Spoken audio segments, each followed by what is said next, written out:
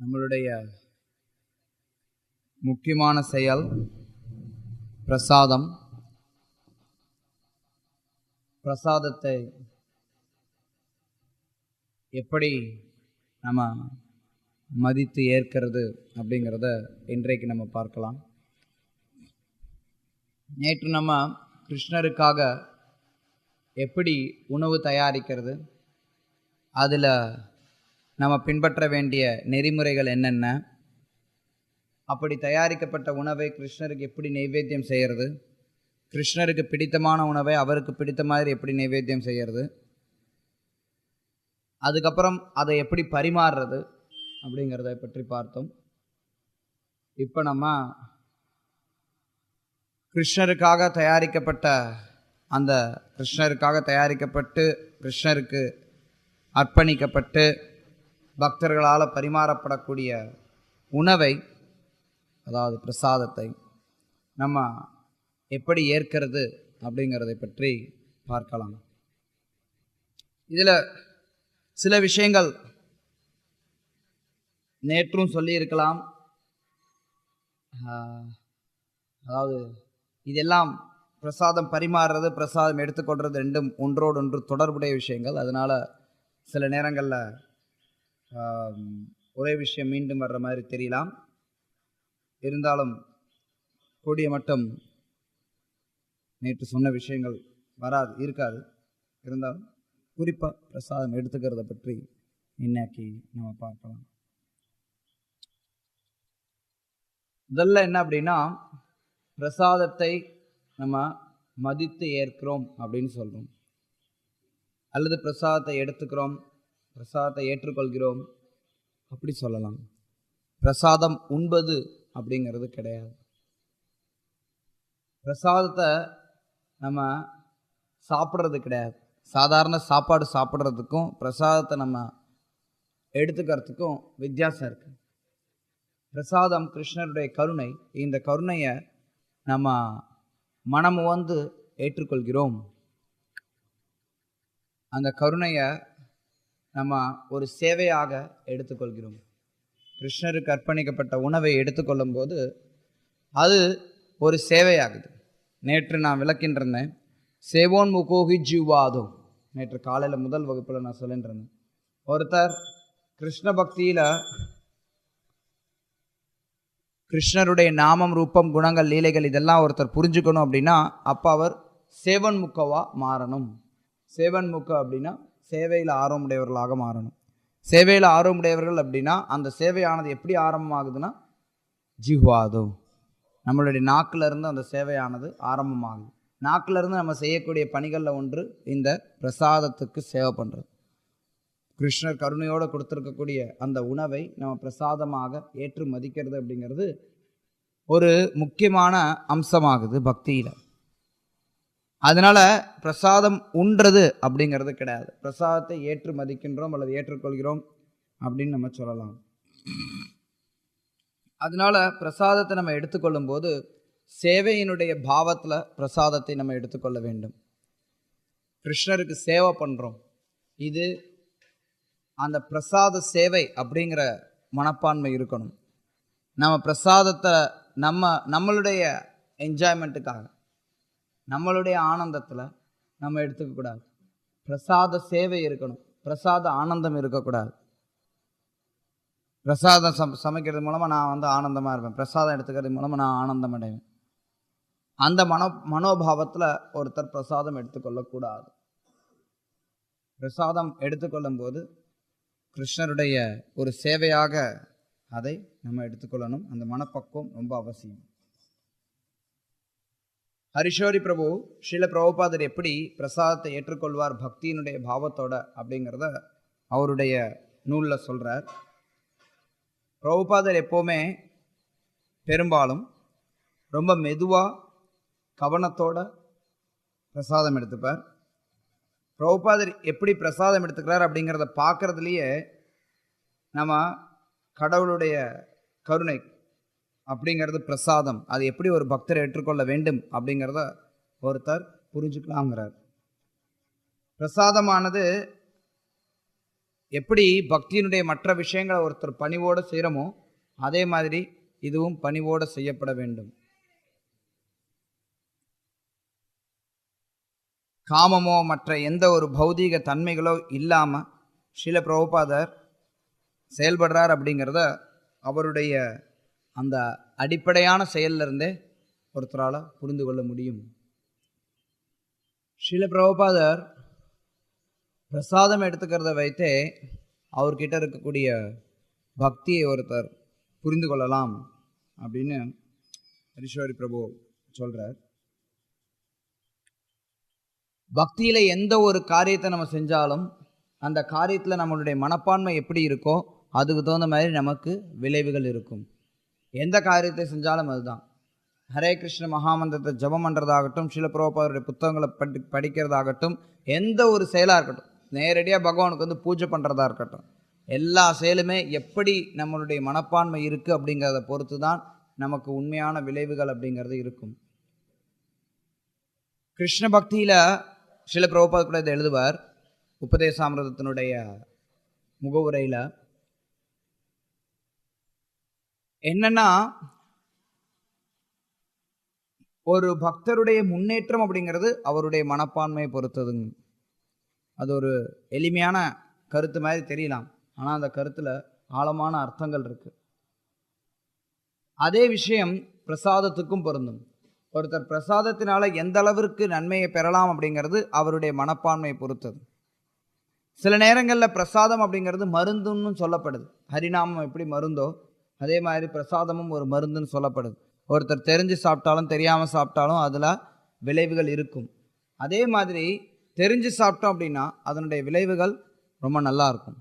எப்படி ஹரே கிருஷ்ண மகாமந்திரத்தை நம்ம ஸ்ரத்தை இல்லாமல் சொல்கிறதை காட்டிலும் நம்பிக்கையோடு தெரிஞ்சு கவனத்தோடு சொன்னோம் அப்படின்னா அதனுடைய விளைவுகள் எப்படி சிறப்பானதாக இருக்குமோ அதே மாதிரி பிரசாதத்தையும் நம்ம நம்பிக்கையோடையும் பிரசாதத்தினுடைய பக்குவமான மனப்பான்மையோடையும் நம்ம சொன்னோம் அப்படின்னா அதனுடைய விளைவுகள் பிரமாதமாக இருக்கும். இல்லைனாலும் பிரசாதத்தினுடைய விளைவுகள் ஓரளவுக்கு இருக்கும், ஆனால் அது ரொம்ப குறைவாக இருக்கும். நம்ம தேவைப்படக்கூடிய முன்னேற்றத்தை நம்மளால் அடைய இயலாது. அதனால் பிரசாதத்தை ஏற்கும்போது நம்மளுடைய மனப்பான்மை அது கிருஷ்ணருடைய கருணை அப்படிங்கிறதுல தெளிவாக இருக்கணும். இதை ஒரு சாதாரண உணவாக என்றைக்குமே நம்ம நினைக்கக்கூடாது. பிரசாதத்தினை ஒரு சாதாரண உணவாக நினைத்தோம் அப்படின்னா அது அபராதமாக சொல்லப்படுது. அதனால தான் பிரபலமான அந்த புராணத்திலேருந்து வரக்கூடிய ஸ்லோகத்தில் நம்ம சொல்கிறோம், மகாபிரசாதே கோவிந்தே நாம பிராமண வைஷ்ணவே ஸ்வல்ப புண்ணியவதம் ராஜன் விஸ்வாசோ நைவ ஜாயத்தே. மகாபிரசாதம் முதல்ல வருது, கோவிந்தன் நாம ஹரே கிருஷ்ண மகாமந்திரம், பிராமண வைஷ்ணவ, இவங்க 5 பேர் மேலே யாருக்கு நம்பிக்கை இல்லையோ ஸ்வல்ப புண்ணியவத்தம் ராஜன் விஸ்வாசோ நைவ ஜாயத்தே. விஸ்வாசம் யாருக்கு நம்பிக்கை இல்லையோ அவங்களுக்கு ஸ்வல்ப புண்ணியம், கொஞ்சம் கூட புண்ணியமே இருக்காது, எல்லாமே நாசமாக போயிடும். யாருக்கு மகாபிரசாதம் மேலே நம்பிக்கை இல்லையோ அவங்களுக்கு அது அபராதமாக சொல்லப்படுது, அவங்களுடைய புண்ணியம் எல்லாம் அழிஞ்சு போயிடும்னு சொல்லப்படுது. சைத்தன்ய சரிதாமிர்தத்தில் நித்யானந்த பிரபு சொல்கிறார், பிரசாதத்தை பற்றி பேசும்போது, இவை பகவான் கிருஷ்ணரால் மீதம் வைக்கப்பட்ட உணவாகும். நீ இதனை சாதாரண மீதி உணவாக கருதினால் நீங்கள் அபராதம் இழைக்கிறீர்கள். நீங்கள் இதனை சாதாரண மீதி உணவாக கருதினால் அபராதம் இழைக்கிறீர்கள். அதாவது கிருஷ்ணருக்கு அர்ப்பணிக்கப்பட்ட உணவை நம்ம சாதாரண உணவாக நினைத்தோம்னா அது அபராதமாகுது. ஸ்ரீல பிரபுபாதர் பொருளுரையில் எழுதுகிறார், மகாபிரசாதத்தினை சாதாரண சாதம் அல்லது பருப்பிற்கு சமமாக கருதுபவன் நிச்சயமாக மிகப்பெரிய அபராதம் இழைப்பதாக பிருகத் விஷ்ணு புராணத்தில் கூறப்பட்டுள்ளது. சாதாரண உணவுப் பொருட்கள் தீண்டத்தக்கவை தீண்டத்தகாதவை எனப்படுகின்றன. ஆனால் பிரசாதத்தினை பொறுத்தவரையில் அத்தகைய இருமை தன்மைகள் கிடையாது. பிரசாதம் தெய்வீகமானது. சாக்ஷாத் பகவான் கிருஷ்ணரின் திருமேனியில் எந்த ஒரு பரிணாமமோ களங்கமோ இல்லாததைப் போலவே பிரசாதத்திலும் எந்த ஒரு பரிணாமமோ களங்கமோ இல்லை. இதனால் ஒருவன் இத்தகைய இருமையான மனப்பான்மையுடன் இருப்பானேயானால் அவன் பிராமணனாக இருந்தால் கூட தொழுநோயினால் பாதிக்கப்பட்டு எல்லா குடும்ப உறுப்பினர்களையும் இழந்து நிற்பான் என்பது உறுதி. அத்தகைய அபராதி நரகத்திற்கு செல்கிறான், திரும்பி வருவதே இல்லை. இது பிருகத் விஷ்ணு புராணத்தின் கூற்றாகும். ஸ்ரீல பிரபுபாத் மத்திய லீலை 3:39 எழுதுறாரு. பிரசாதத்தை நம்ம ஏற்று மதிக்கணும். பிரசாதத்தை நம்ம அவமரியாதை செஞ்சோம், பிரசாதத்தினை சாதாரண உணவாக நம்ம கருதணும் அப்படின்னா அது அபராதமாகுதுன்னு. பிரசாதத்தை நம்ம ஏற்கிறதுக்கு முன்னாடி சில பிரார்த்தனைகளை அர்ப்பணிக்கிறது வழக்கமாக இருக்கு. பொதுவாக நம்ம பக்திவினோத் தாக்கூருடைய ஷரீர வித்ய ஜால் அப்படின்னு தொடங்கக்கூடிய அந்த ஒரு பிரார்த்தனையை அல்லது பாடலை நம்ம உச்சரிக்கிறோம். அதை உச்சரிக்கிறோம் அப்படின்னா அது ஏதோ நம்மளுடைய புலனின்பத்துக்காக சரீர வித்யாஜால் சொன்னால் எல்லாம் குஷி ஆகிடுறது அப்படிங்கிறது கிடையாது. சில நேரத்தில் நம்ம சொல்லுவோம், பக்தர்களுக்கு பாகவதம் கிளாஸில் கூப்பிட்டு வந்து ஓம் நமோ பகவதே வாசுதேவனா உடனே அப்படியே சொக்கிடுவாங்க. கழுத்து கொஞ்சம் கொஞ்சமாக கீழே போயிடும். மகாபிரசாதே கோவிந்தேனா உடனே விழிப்போடு எந்திரிச்சிருவாங்க. அப்படின்னு சொல்கிறது உண்டு. அந்த மாதிரி நம்ம அனுபவிக்கிறதுக்காக பிரசாதத்தை ஏற்கக்கூடாது. அதற்காகத்தான் நமக்கு ஆச்சாரியர்கள் இந்த பாடலை கொடுத்துருக்குறாங்க, ஷரீர வித்யஜால். அதில் நம்ம பார்த்தோம்னா பக்திவினோத் தாக்கூர் அதனுடைய அர்த்தங்கள்லாம் நம்ம தெரிஞ்சுக்கணும். அவர் கொடுத்துருக்கக்கூடிய அர்த்தங்களை சும்மா சொல்லிட்டு மட்டும் போகிறது கிடையாது. இந்த சரீரம் அவித்யாவினுடைய வலை, ஜட இந்திரியதாகிய கால், ஜட இந்திரியங்களால் ஆனது, வரிசையாக சொல்கிறார் ஒவ்வொன்றா. இந்த நடுவில் இந்த இந்த நாக்கு ரொம்ப கட்டுப்படுத்துறதுக்கு ரொம்ப கடினமானது. கிருஷ்ணன் நீங்கள் கருணையோட இந்த பிரசாதத்தை கொடுத்துருக்கீங்க அப்படின்னு சொல்லி நம்ம பக்குவமான மனப்பான்மையோட பிரசாதத்தை ஏற்க வேண்டும் அப்படிங்கிறதுக்காகத்தான் அந்த பாடலை நம்ம முன்னாடி சொல்கிறோம். அதையும் நம்ம கவனித்து கொள்ள வேண்டும். பிரசாதத்தை ஏற்கும்போது எந்த அளவுக்கு இதெல்லாம் நம்ம பின்பற்றுறோமோ அந்த அளவுக்கு பிரசாதத்தினால நமக்கு நன்மை கிடைக்கும். சிம்பிள். பிரசாதத்தை ஏற்கும்போது கிருஷ்ணர் எப்படி இதை சுவைத்து இருப்பார், கிருஷ்ணர் எவ்வளோ கருணையோடு நமக்கு இதை கொடுத்துருக்கிறார், இல்லை நேற்று நம்ம சொன்ன மாதிரி இது கிருஷ்ணருக்கு ரொம்ப பிடித்தமான உணவு, சைத்தன்ய மகாபிரபு எப்படி அவருடைய சகாக்களோட பிரசாதம் எடுத்துக்கொள்வார், அந்த விஷயங்கள்லாம் நம்ம நினைவில் கொண்டோம் அப்படின்னா அப்போ அது இன்னும் நமக்கு சிறப்பான மனப்பான்மையை மனப்பக்குவத்தை நமக்கு கொடுக்கும். அது நமக்கு உதவியாக இருக்கும். பிரசாதம் எடுத்துக்கொள்ளும் போது அமைதியாக எடுத்துக்கொள்ள வேண்டும். அவசரம் காட்டக்கூடாது, சாந்தமாக இருக்கணும். பிரசாதம் எடுத்துக்கிற நேரத்தில் சண்டை போடுறதோ அவசரமாக சாப்பிட்றதோ கூடாது. கிருஷ்ணருடைய கருணை, அந்த கருணையை நம்ம நிதானமாக எடுத்துக்கணும்.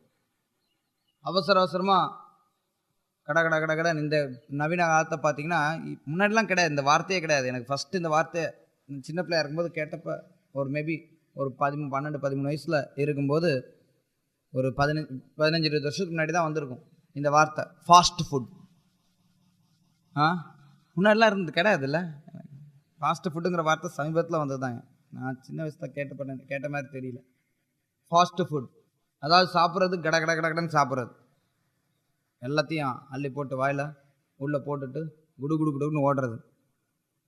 எல்லாம் ஆஃபீஸுக்கு ஓடுறதுன்னா அவ்வளோ ஒரு வேலை, கடன்னு ஓடுறது.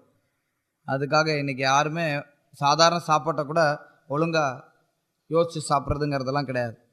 ஆனால் பக்தர்கள் இது பகவானுடைய கருணை அப்படிங்கிறத தெரிஞ்சுட்டு அமைதியோட மகிழ்ச்சியோட இன்பமாக நம்ம பிரசாதத்தை கவனத்தோடு சாப்பிடணும், கவனத்தோடு எடுத்துக்கணும். விஷ்ணு புராணத்தில் சொல்லப்படுது, பிரசாதம் சாப்பிடும்போது கோபம் இருந்ததுன்னா உள்ளே போகிற உணவு விஷமாயிடுமோ. கோபமான மனப்பான்மையில் நம்ம பிரசாதம் எடுத்துக்கிட்டோம்னா உள்ளே போகிற உணவு விஷமாயிடும்னு சொல்லப்படுது. அதனால் பிரசாதம் எடுத்துக்கும் போது நம்ம முறையான மனப்பான்மை ரொம்ப அவசியமாகுது. அதே சமயத்தில் முதல்ல சொன்னேன், பிரசாதத்தை நம்ம சேவை பண்ணணும், பிரசாதத்தை நம்ம அனுபவிக்கக்கூடாது, பிரசாத சேவை இருக்கணும், பிரசாத ஆனந்தம் இருக்கக்கூடாதுன்னு. ஆனால் அதே சமயத்தில் பிரசாதம் நல்லா இருக்கிற பட்சத்தில் அந்த பிரசாதத்தை நம்ம சுவைக்கவே கூடாது, பிரசாதம் எப்படி இருந்தாலும் ஒரு ஜடம் மாதிரி நம்ம இருக்கணும் அப்படின்னு அர்த்தம் கிடையாது. கிருஷ்ணருடைய பிரசாதம் அவருடைய கருணையை நம்ம எடுத்துக்கிறதுல அதில் தவறு எதுவும் கிடையாது. அதாவது ஆனந்தமாக இருக்கிறது அப்படிங்கிறது ஆத்மாவினுடைய ஸ்வரூபம். ஆனந்தமயோபியசாத், சச்சித் ஆனந்தம். ஜீவன்கள் எல்லாருமே சச்சிதானந்தமயமானவர். அதனால பிரசாதத்துல இருந்து ஆனந்தத்தை ஏற்கிறது அப்படிங்கிறது அதில் ஒன்றும் பெரிய குற்றம் அப்படின்னு கிடையாது. ஆனால் அது எத்தகைய மனப்பான்மையோடு அந்த ஆனந்தத்தை ஏற்றுக்கொள்கிறோம் அப்படிங்கிறது தான் அவசியம். ஸ்ரீல பிரபுபாதர் சொல்கிறார், நிறைய நேரங்களில் ஒரு எளிமையான உதாரணம் கொடுப்பார் ஸ்ரீல பிரபுபாதர். கிருஷ்ணர் புருஷர், நம்ம எல்லாரும் பிரகிருதி. எப்படி ஒரு சாதாரண பௌதிக உலகத்தில் புருஷர் எப்படி அனுபவிப்பாளராக இருக்கிறாங்களோ, பிரகிருதி எப்படி அனுபவிக்கப்படுபவளாக இருக்கிறாங்களோ, அது மாதிரி உண்மையான நிலையில் கிருஷ்ணர் அனுபவிப்பவர், நம்ம அனுபவிக்கப்படுபவர்கள்.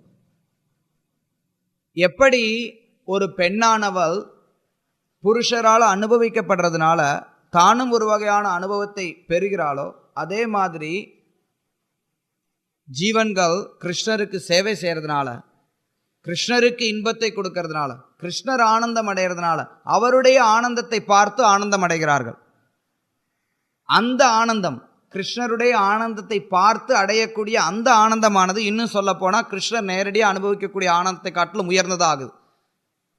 இது கொஞ்சம் தத்துவமான விஷயங்கள். நான் சில நேரத்தில் பேசியிருக்கிறேன்.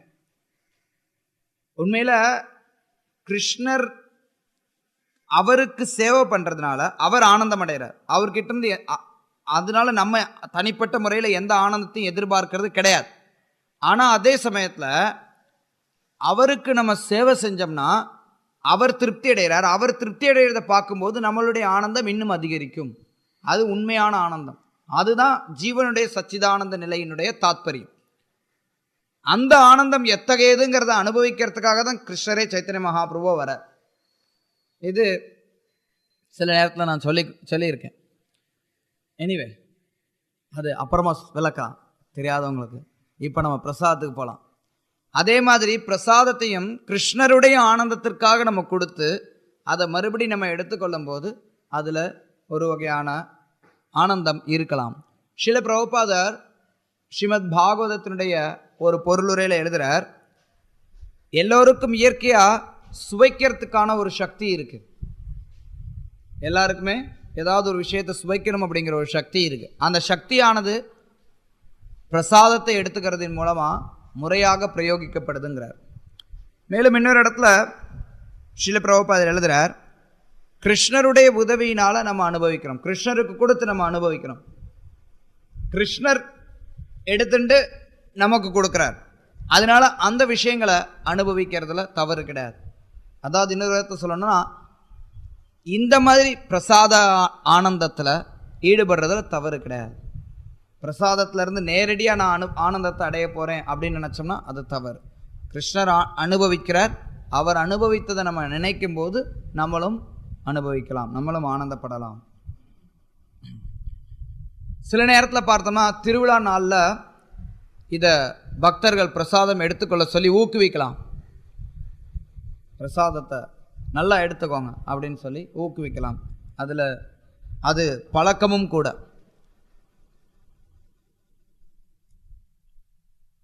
நேற்றும் இந்த விஷயங்களை நம்ம பார்த்தோம். பிரசாதம் ஏற்கும்போது அமைதியோடு இருக்கணும். பிரசாதம் பரிமாறுறவங்களும் அமைதியோடு இருக்கணும். பிரசாதம் பரிமாறுறவங்க, பிரசாதம் எடுத்துக்கொள்கிறவங்க பேசக்கூடிய விஷயங்கள் இனிமையான விஷயங்களை பேசணும். ரொம்ப சிக்கலான விஷயங்கள், பிரச்சனைக்குரிய விஷயங்கள், கடினமான விஷயங்களை பிரசாதம் ஏற்கும்போது பேசக்கூடாது அப்படிங்கிறத பற்றி பார்த்தோம்.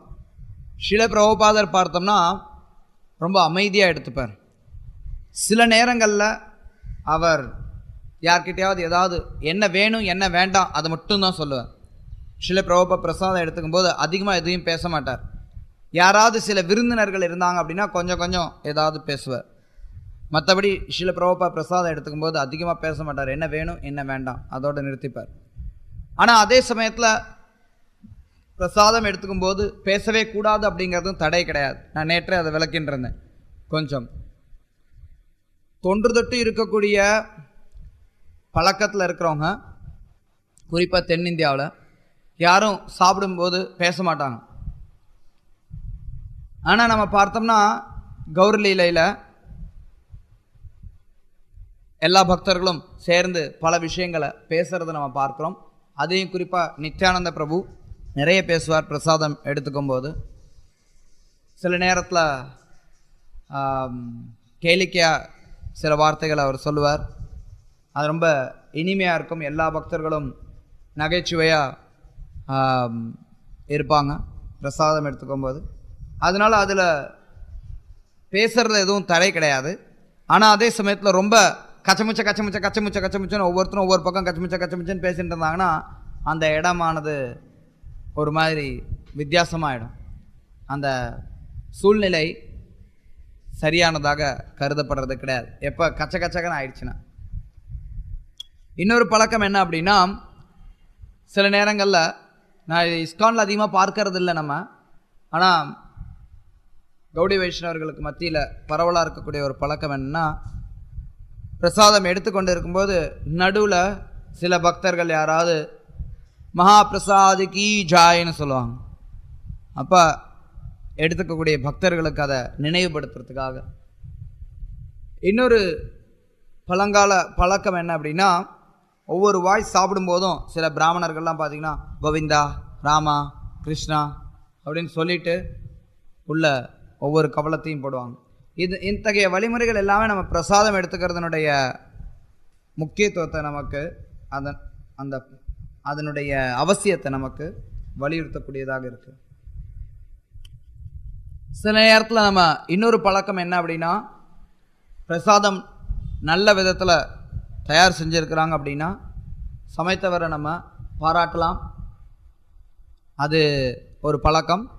சாப்பிடும்போதே நம்ம இந்த பதார்த்தம் ரொம்ப நல்லா இருக்கு, ரொம்ப அருமையாக பண்ணியிருக்கிறாங்க, அந்த பக்தரை நம்ம பாராட்டலாம். அப்படி பாராட்டுறது அப்படிங்கிறது என்னுடைய நாவுக்கு நல்லா இருக்குது அப்படிங்கிற எண்ணத்தில் கிடையாது. கிருஷ்ணருக்கு நல்லபடியாக அவர் செஞ்சிருக்கிறார் அப்படிங்கிற எண்ணத்தில் பாராட்டலாம். ஆனால் அதே சமயத்தில் அதில் குற்றம் இருந்ததுன்னா அப்போ அந்த இடத்துல பேசக்கூடாது.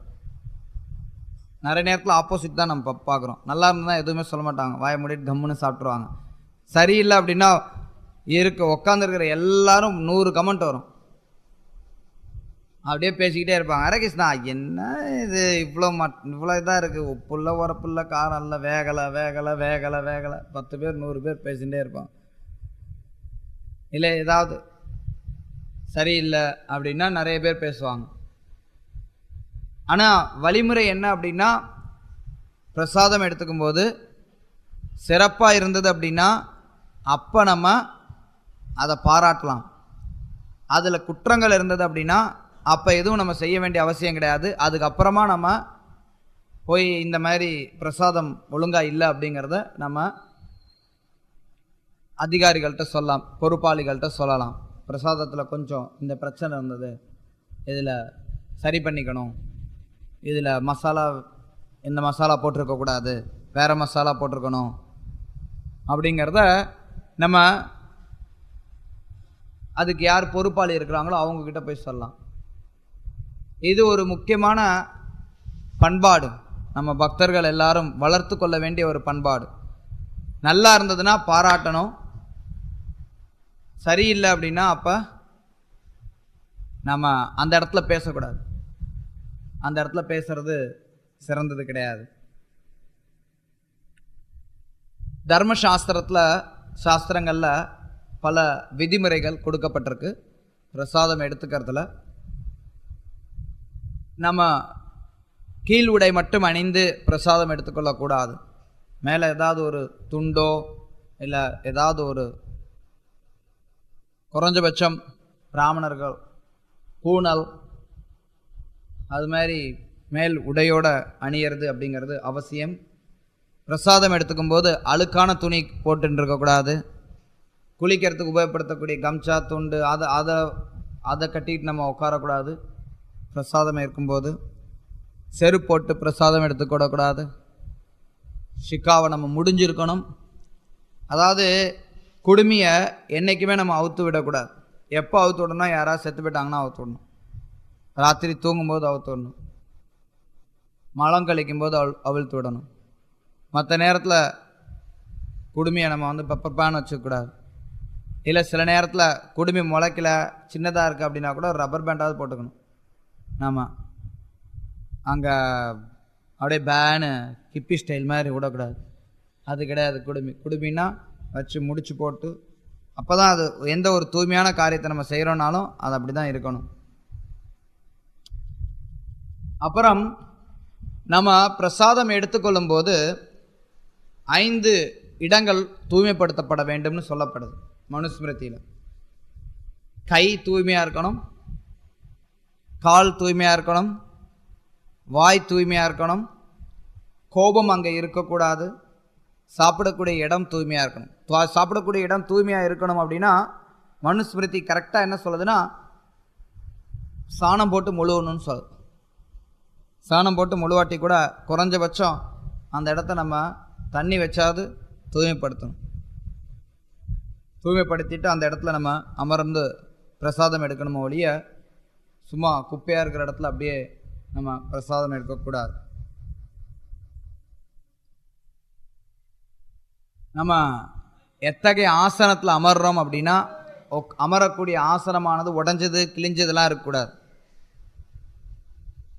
ஒரு பாய் ஒன்று வச்சுருக்குறோம் அப்படின்னா பாய் டாராக கிழிஞ்சு போய் அது கொட்டிக்கிட்டு இருக்கிற பாயெல்லாம் உடனே நம்ம டிஸ்போஸ் பண்ணிடணும்.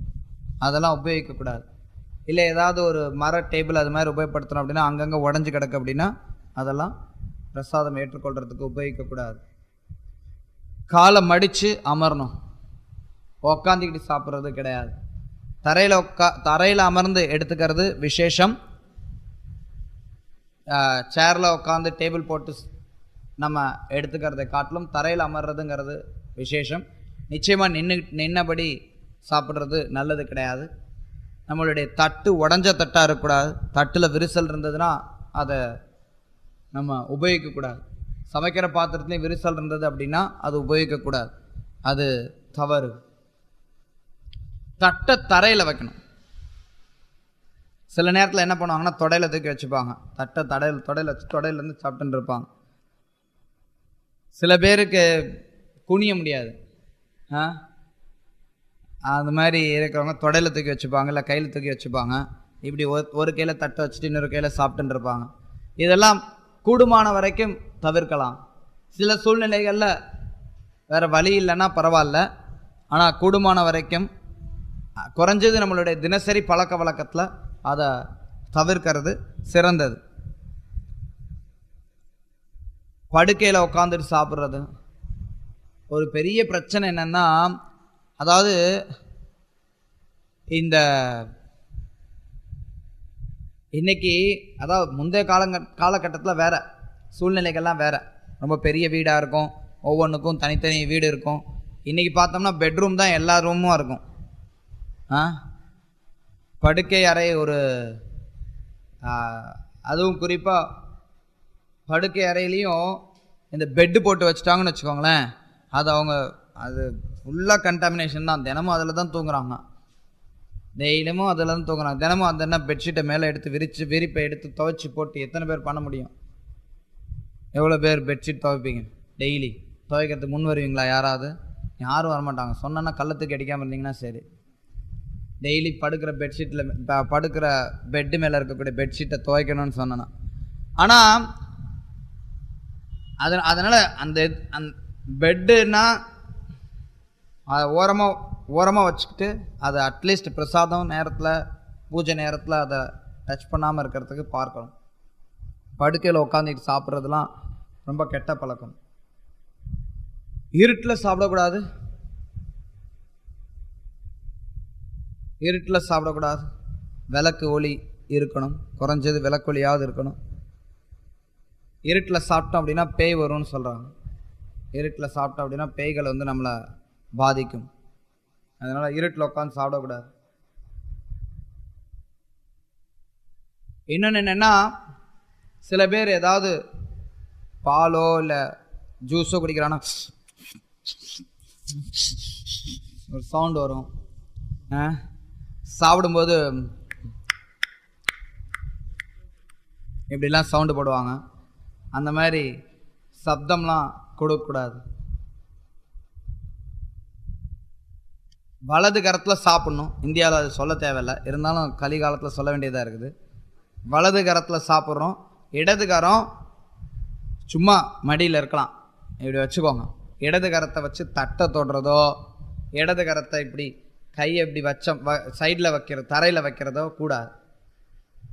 என்ன சொல்லப்படுது, நம்ம இடது கரத்தை தரையில் வச்சோம் அப்படின்னா நம்மளுடைய பிரசாதம் நம்ம எடுத்துக்கிற, அதாவது சாப்பிட்றதுல இருக்கக்கூடிய சக்தியெல்லாம் அப்படியே இறங்கிடும்னு சொல்கிறாங்க. ஸோ நம்ம தரையில் வச்சுக்கிட்டு சாப்பிடக்கூடாது. மடியில் இருக்கலாம், கையை ரிலாக்ஸாக வைங்க. அதை நம்ம இந்த பக்கம் ஒரு கையில் தட்டை பிடிக்கிறது, தட்டை இடது கரத்தை வச்சு தட்டை தொட்டோம் அப்படின்னா தட்டு கலங்கம் அடைஞ்சிருது, கை கலங்கம் அடைஞ்சிருது. அந்த கையை வச்சு ஹரே கிருஷ்ணா பிரபு அப்படின்னு பக்கத்தில் இன்னொருத்தர தொட்டோம் அப்படின்னா, பொதுவாகவே தொடக்கூடாது. பக்கத்தில் இருக்கிறவங்கள பிரசாதம் எடுத்துக்கும் போது யாரையும் தொடக்கூடாது. அதுவும் எச்சா தட்டை தொட்டுட்டு நம்ம தொட்டோம்னா அது நிறைய பேருக்கு அது பழக்கம். என்ன பண்ணுவாங்கன்னா, தட்டு கொஞ்சம் அப்படி இங்கிட்டு போச்சுன்னா அது வலது கரத்துலேயே அட்ஜஸ்ட் பண்ண மாட்டாங்க, இடது கரத்தை கொண்டு வந்து அட்ஜஸ்ட் பண்ணுவாங்க, இடது கரத்தை வச்சு சுற்றுவாங்க, நகர்த்துவாங்க. தட்டை தொடுறதுக்கு கூட எச்சலை நான் தொடலை, தட்டு இருந்தால் மொத்தமும் எச்சல் தான், அந்த எச்சலை டைரெக்டாக தொடரணும்னு அவசியம் கிடையாது. சில பேருக்கு அது புரியவே புரியாது, எவ்வளோ சொன்னாலும் புரியாது. எனவே அடுத்தடுத்து வரும் அதெல்லாம். ஒரு தட்டில் 2 பேர் சாப்பிடக்கூடாது. சில நேரத்தில் இதெல்லாம் பார்த்துருக்கோம், ஒரு பெரிய இலையாக இருக்கும், வேலை பெருசாக இருக்கும், நீங்கள் இந்த பக்கம் சாப்பிடுங்க, நான் அந்த பக்கம் சாப்பிட்றேன். அப்படிலாம் சாப்பிடக்கூடாது. நம்ம உணவில் முடி அல்லது புழு இதெல்லாம் இருந்ததுன்னா அதை ஒதுக்கி வைக்கலாம். பிரசாதமாக இருந்தால் கூட ஒதுக்கலாம், தவறு கிடையாது. ஏன்னா அந்த மாதிரி அதை காமிச்சு ஊரே கூட்டுறாங்க. அதான் முதல்ல சொன்னேன் நான், ஏதாவது குறைபாடுகள் இருந்ததுன்னா தனியாக நம்ம சொல்லணும். ஆனால் குறைபாடுகள் இல்லாமல் சமைக்கிறதுக்கு பார்க்கணும்.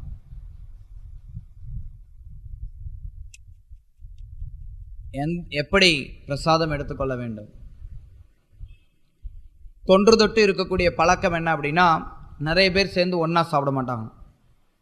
சில நேரங்களில் தான் நிறைய பேர் சேர்ந்து ஒன்றா சாப்பிடுவாங்க. அதுவும் குறிப்பாக பார்த்தோம்னா முன்ன பின்ன தெரியாத நபர்களோட ஒன்றா சாப்பிட மாட்டாங்க. நமக்கு சில நேரத்தில் கோயிலில் நம்ம இருக்கும்போது நிறைய புது நபர்கள் இருப்பாங்க, சேர்ந்து நம்ம எடுத்துக்கிற மாதிரி இருக்கலாம். இருந்தாலும் அதுலேயும் நமக்கு கவனம் அவசியம். மற்றவர்கள் மத்தியில் நம்ம எப்படி நடந்துக்கிறோங்கிறது அவசியம். நிறைய பேர் பார்க்கணும், ஆஹா என்னடா இவன் இவ்வளோ சாப்பிட்றானே,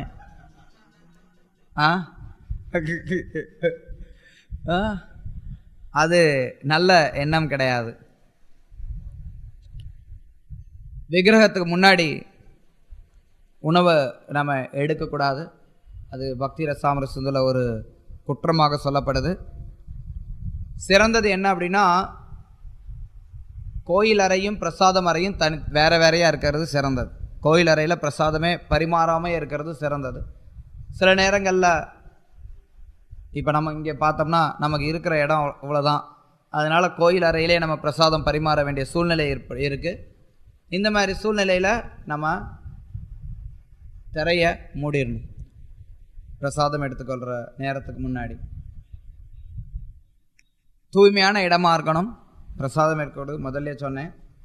வழியில் உட்காரக்கூடாது.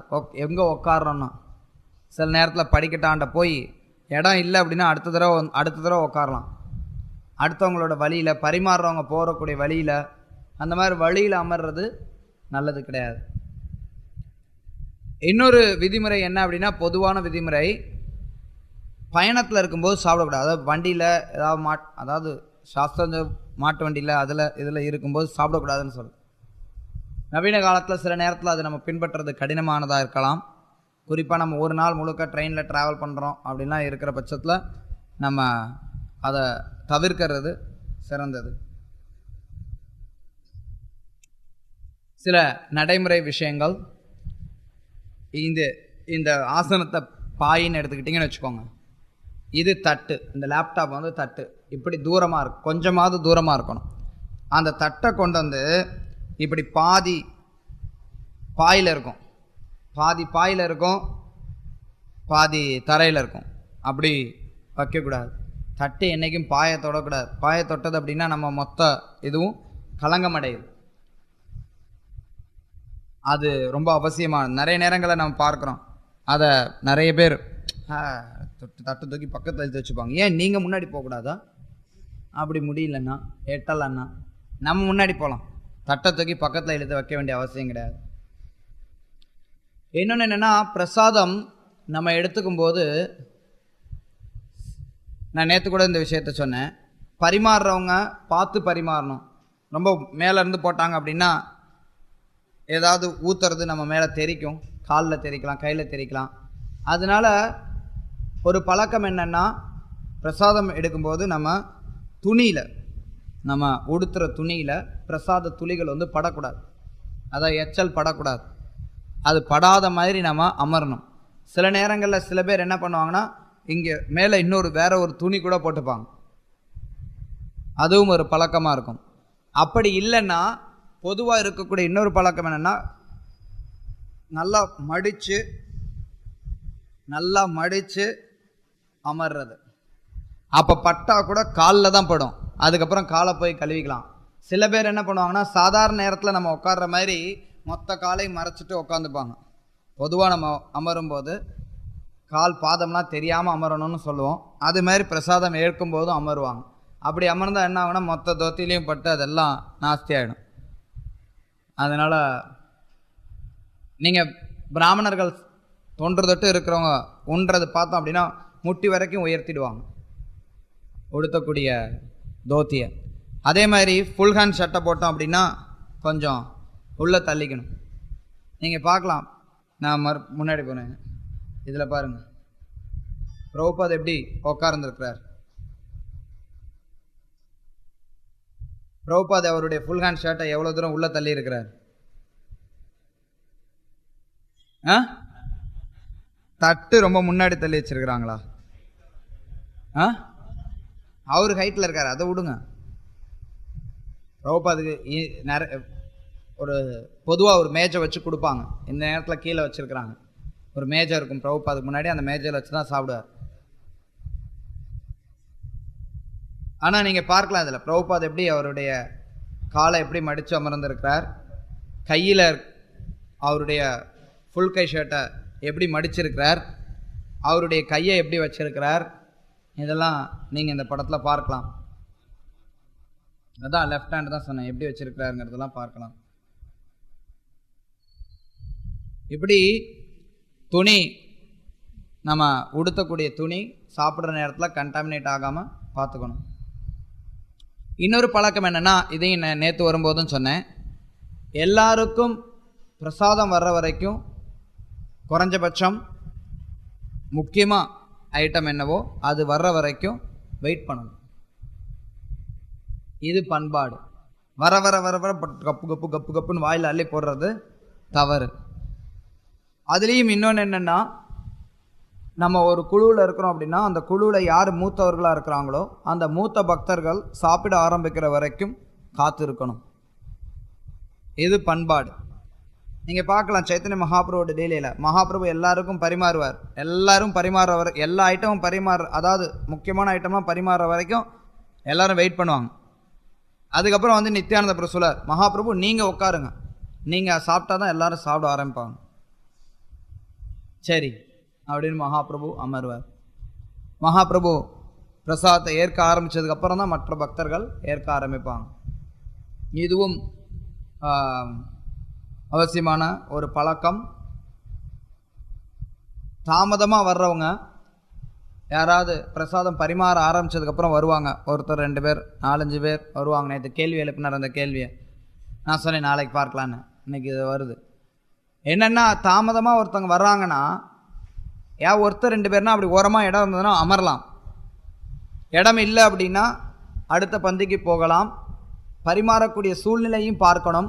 பரிமாறுறது கடைசியாக இருக்கிறோமா, இல்லை அப்போ தான் ஆரம்பிச்சிருக்கிறாங்களா, ஒரே ஒரு ஐட்டம் தான் பரிமாறி இருக்கிறாங்க அப்படின்னா அப்போ அந்த நேரத்தில் நம்ம அமர்ந்து கொள்ளலாம், தவறு கிடையாது. பரிமாறுறதுல பாதிக்கு மேலே ஆயிடுச்சு, பாதிக்கு மேலே பரிமாறி முடிச்சிட்டாங்க அப்படின்னா அப்போ அந்த நேரத்தில் காத்திருக்கிறது சிறந்தது அடுத்த பந்திக்காக. அப்படி அமர்றோம் அப்படின்னா உடனே போய் பரிமாறுறவராண்ட போய் நின்றுக்கிறது, எனக்கு போடு போடு போடு போடு போட்டுட்டு தட்டை ரொப்பிட்டு போய் அங்கிட்டு போய் உட்கார்றது. அது மாதிரி இருக்கக்கூடாது, அந்த மாதிரி இருக்கக்கூடாது. அப்படி லேட்டாக போய் உட்காரோம் அப்படின்னா உட்காந்து அமைதியாக உட்காந்துருக்கணும். பரிமாறுறவர் எப்போ கொஞ்சம் ரிலாக்ஸ் ஆகுறாரோ ஃப்ரீ ஆகுறாரோ அப்போ அவர் வந்து பரிமாறுவார். அது வரைக்கும் கொஞ்சம் பொறுமையோடு இருக்கணும். இல்லை அடுத்த பந்தியில் உட்காந்து பிரசாதம் எடுத்துக்கலாம். இன்னொன்று என்னென்னா, கையில் சாப்பிட்ணும். கையில் தான் நீங்கள் சாப்பிட்றோம். ஸ்பூன் வச்சு சாப்பிட்ற பழக்கம் இன்றைக்கி நிறைய வந்துடுச்சு.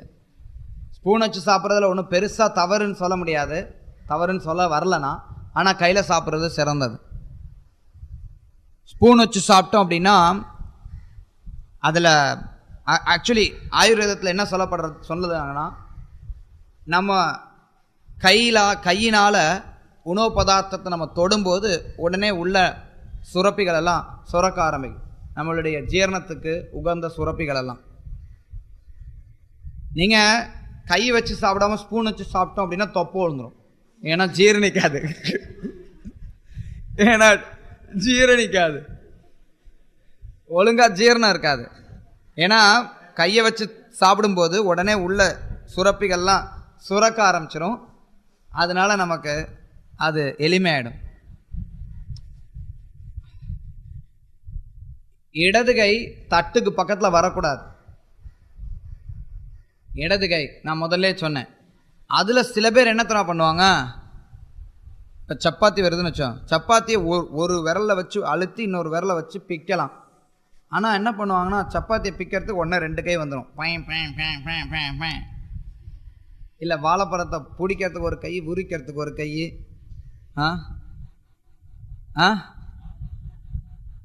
உரிச்சிட்டு சர்வ் பண்ணலாம், ஒரு கையிலையும் உரிக்கலாம். தட்டில் இருந்தது அப்படின்னா ஒரு கையில் தாராளமாக உரிக்கலாம், அது ஒன்றும் கஷ்டமானது கிடையாது. என்னது, எத்தனை பழம் வாங்கினாலும் ஒரு கையில் உரிக்கலாம். உரிச்சு போடலாம், உரிக்காமல் போட்டால் கூட உரிச்சிக்கலாம், ஒன்றும் பெரிய விஷயம் கிடையாது. வாழைப்பழம் உரிக்கிறது ஒன்றும் பெரிய கஷ்டமான காரியம் கிடையாது, அதுக்கு இன்னொரு கையெல்லாம் தேவையில்லை. ஸோ ஒரு கையில் நம்ம சாப்பிட்றதுக்கு பார்க்கணும். சாத்துக்குடி மொத்தமாக 10 பெருசு யாராவது கொடுப்பாங்களா? கொடுக்குறாங்கன்னா பரிமாறுறவங்களோட தப்பு, அது பரிமாறுறவங்களோட தப்பு. ஓகே, இன்னொரு பழக்கம் என்னன்னா, இதுவும் நான் அடிக்கடி பக்தர்கள்ட்ட பார்க்குறது உண்டு. ஸ்பூன்லேயோ இல்லை டம்ளர்லேயோ ஏதாவது பண்ணாங்கன்னா அதை கண்டுக்கிறதே கிடையாது, எச்சல்னு நினைக்கிறதே கிடையாது. டம்ளரில் அல்லது ஸ்பூனில் என்ன பண்ணுவாங்கன்னா, ஸ்பூனில் வச்சு சாப்பிடுவாங்க, ஸ்பூனில் வச்சு எச்ச பண்ணி சாப்பிடுவாங்க. அப்புறம் ஸ்பூனை சாப்பிட்டு முடிச்சுட்டு அவங்க பாட்டுக்கு போய் வேறு வேலையை பார்ப்பாங்க. ஐயா கையை கழுவணும் ஐயா, ஸ்பூனில் தொட்டாலும் கையை கழுவணும் ஐயா. ஸ்பூனில் தானே தொட்டேன், ஸ்பூனில் தானே சாப்பிட்டேன், எது கை கழுவணும்?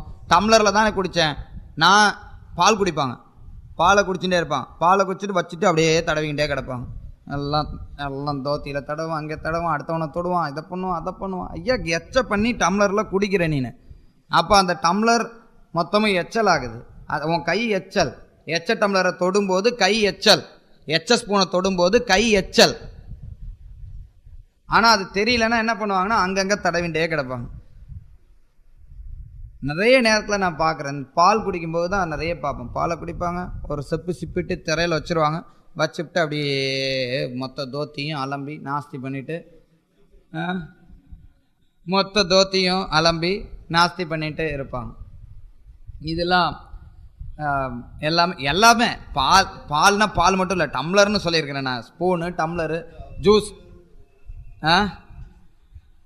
ஜூஸ் தூக்கி குடிக்கலாம், சப்பியும் குடிக்கலாம். சப்பி குடிச்சிங்கன்னா எச்சல், அதை தெரிஞ்சுக்கணும் முதல்ல. ஓகே, ஹரிஷோரி பிரபு அவருடைய டிரான்சென்டென்டல் டைரியில் எழுதுகிறார். அவர் ஒரு தடவை தரையில் உட்காந்து ஒரு பவுலில் வச்சு ஸ்பூன் வச்சு சாப்பிட்டுன்னு இருக்கார். ஸ்பூனை கீழே வச்சுட்டு கையை முட்டியில் வைக்கிறார். பிரபுபாத் அவரை பார்த்து சொன்னார், ஓ என்ன சாப்பிட்டுட்டு என்ன பண்ணுறேன்னார். அவர் உடனே என்ன பண்ணார், பிரபுபாத் என்ன பண்ணார்னா, ஒரு தன்னுடைய உடம்புல ஒரு சின்ன குழந்தை மாதிரி இப்படி இப்படி இப்படி இப்படி பிரபுபாத் தொட்டு காட்டுறார், இப்படிலாம் சாப்பிட்டு இப்படிலாம் பண்ணுவியா அப்படின்னு. ஹரிஷவரி பிரபுப்பா பதில் சொல்கிறார் பிரபுப்பாட்ட, பிரபுப்பா என் கை ஒன்றும் அசுத்தம் அடையல, நான் ஸ்பூன் வச்சு தான் சாப்பிட்டேங்கிறார். ஆனால் அதுக்கப்புறம் அவர் புரிஞ்சுட்டார், பிரபுபாதை நம்ம எனக்கு தெரியல, தூய்மைனா என்னன்னு எனக்கு தெரியல, பிரபுபாதை என்ன கரெக்ட் பண்ணுறாருங்கிறத அவர் புரிஞ்சுட்டார்.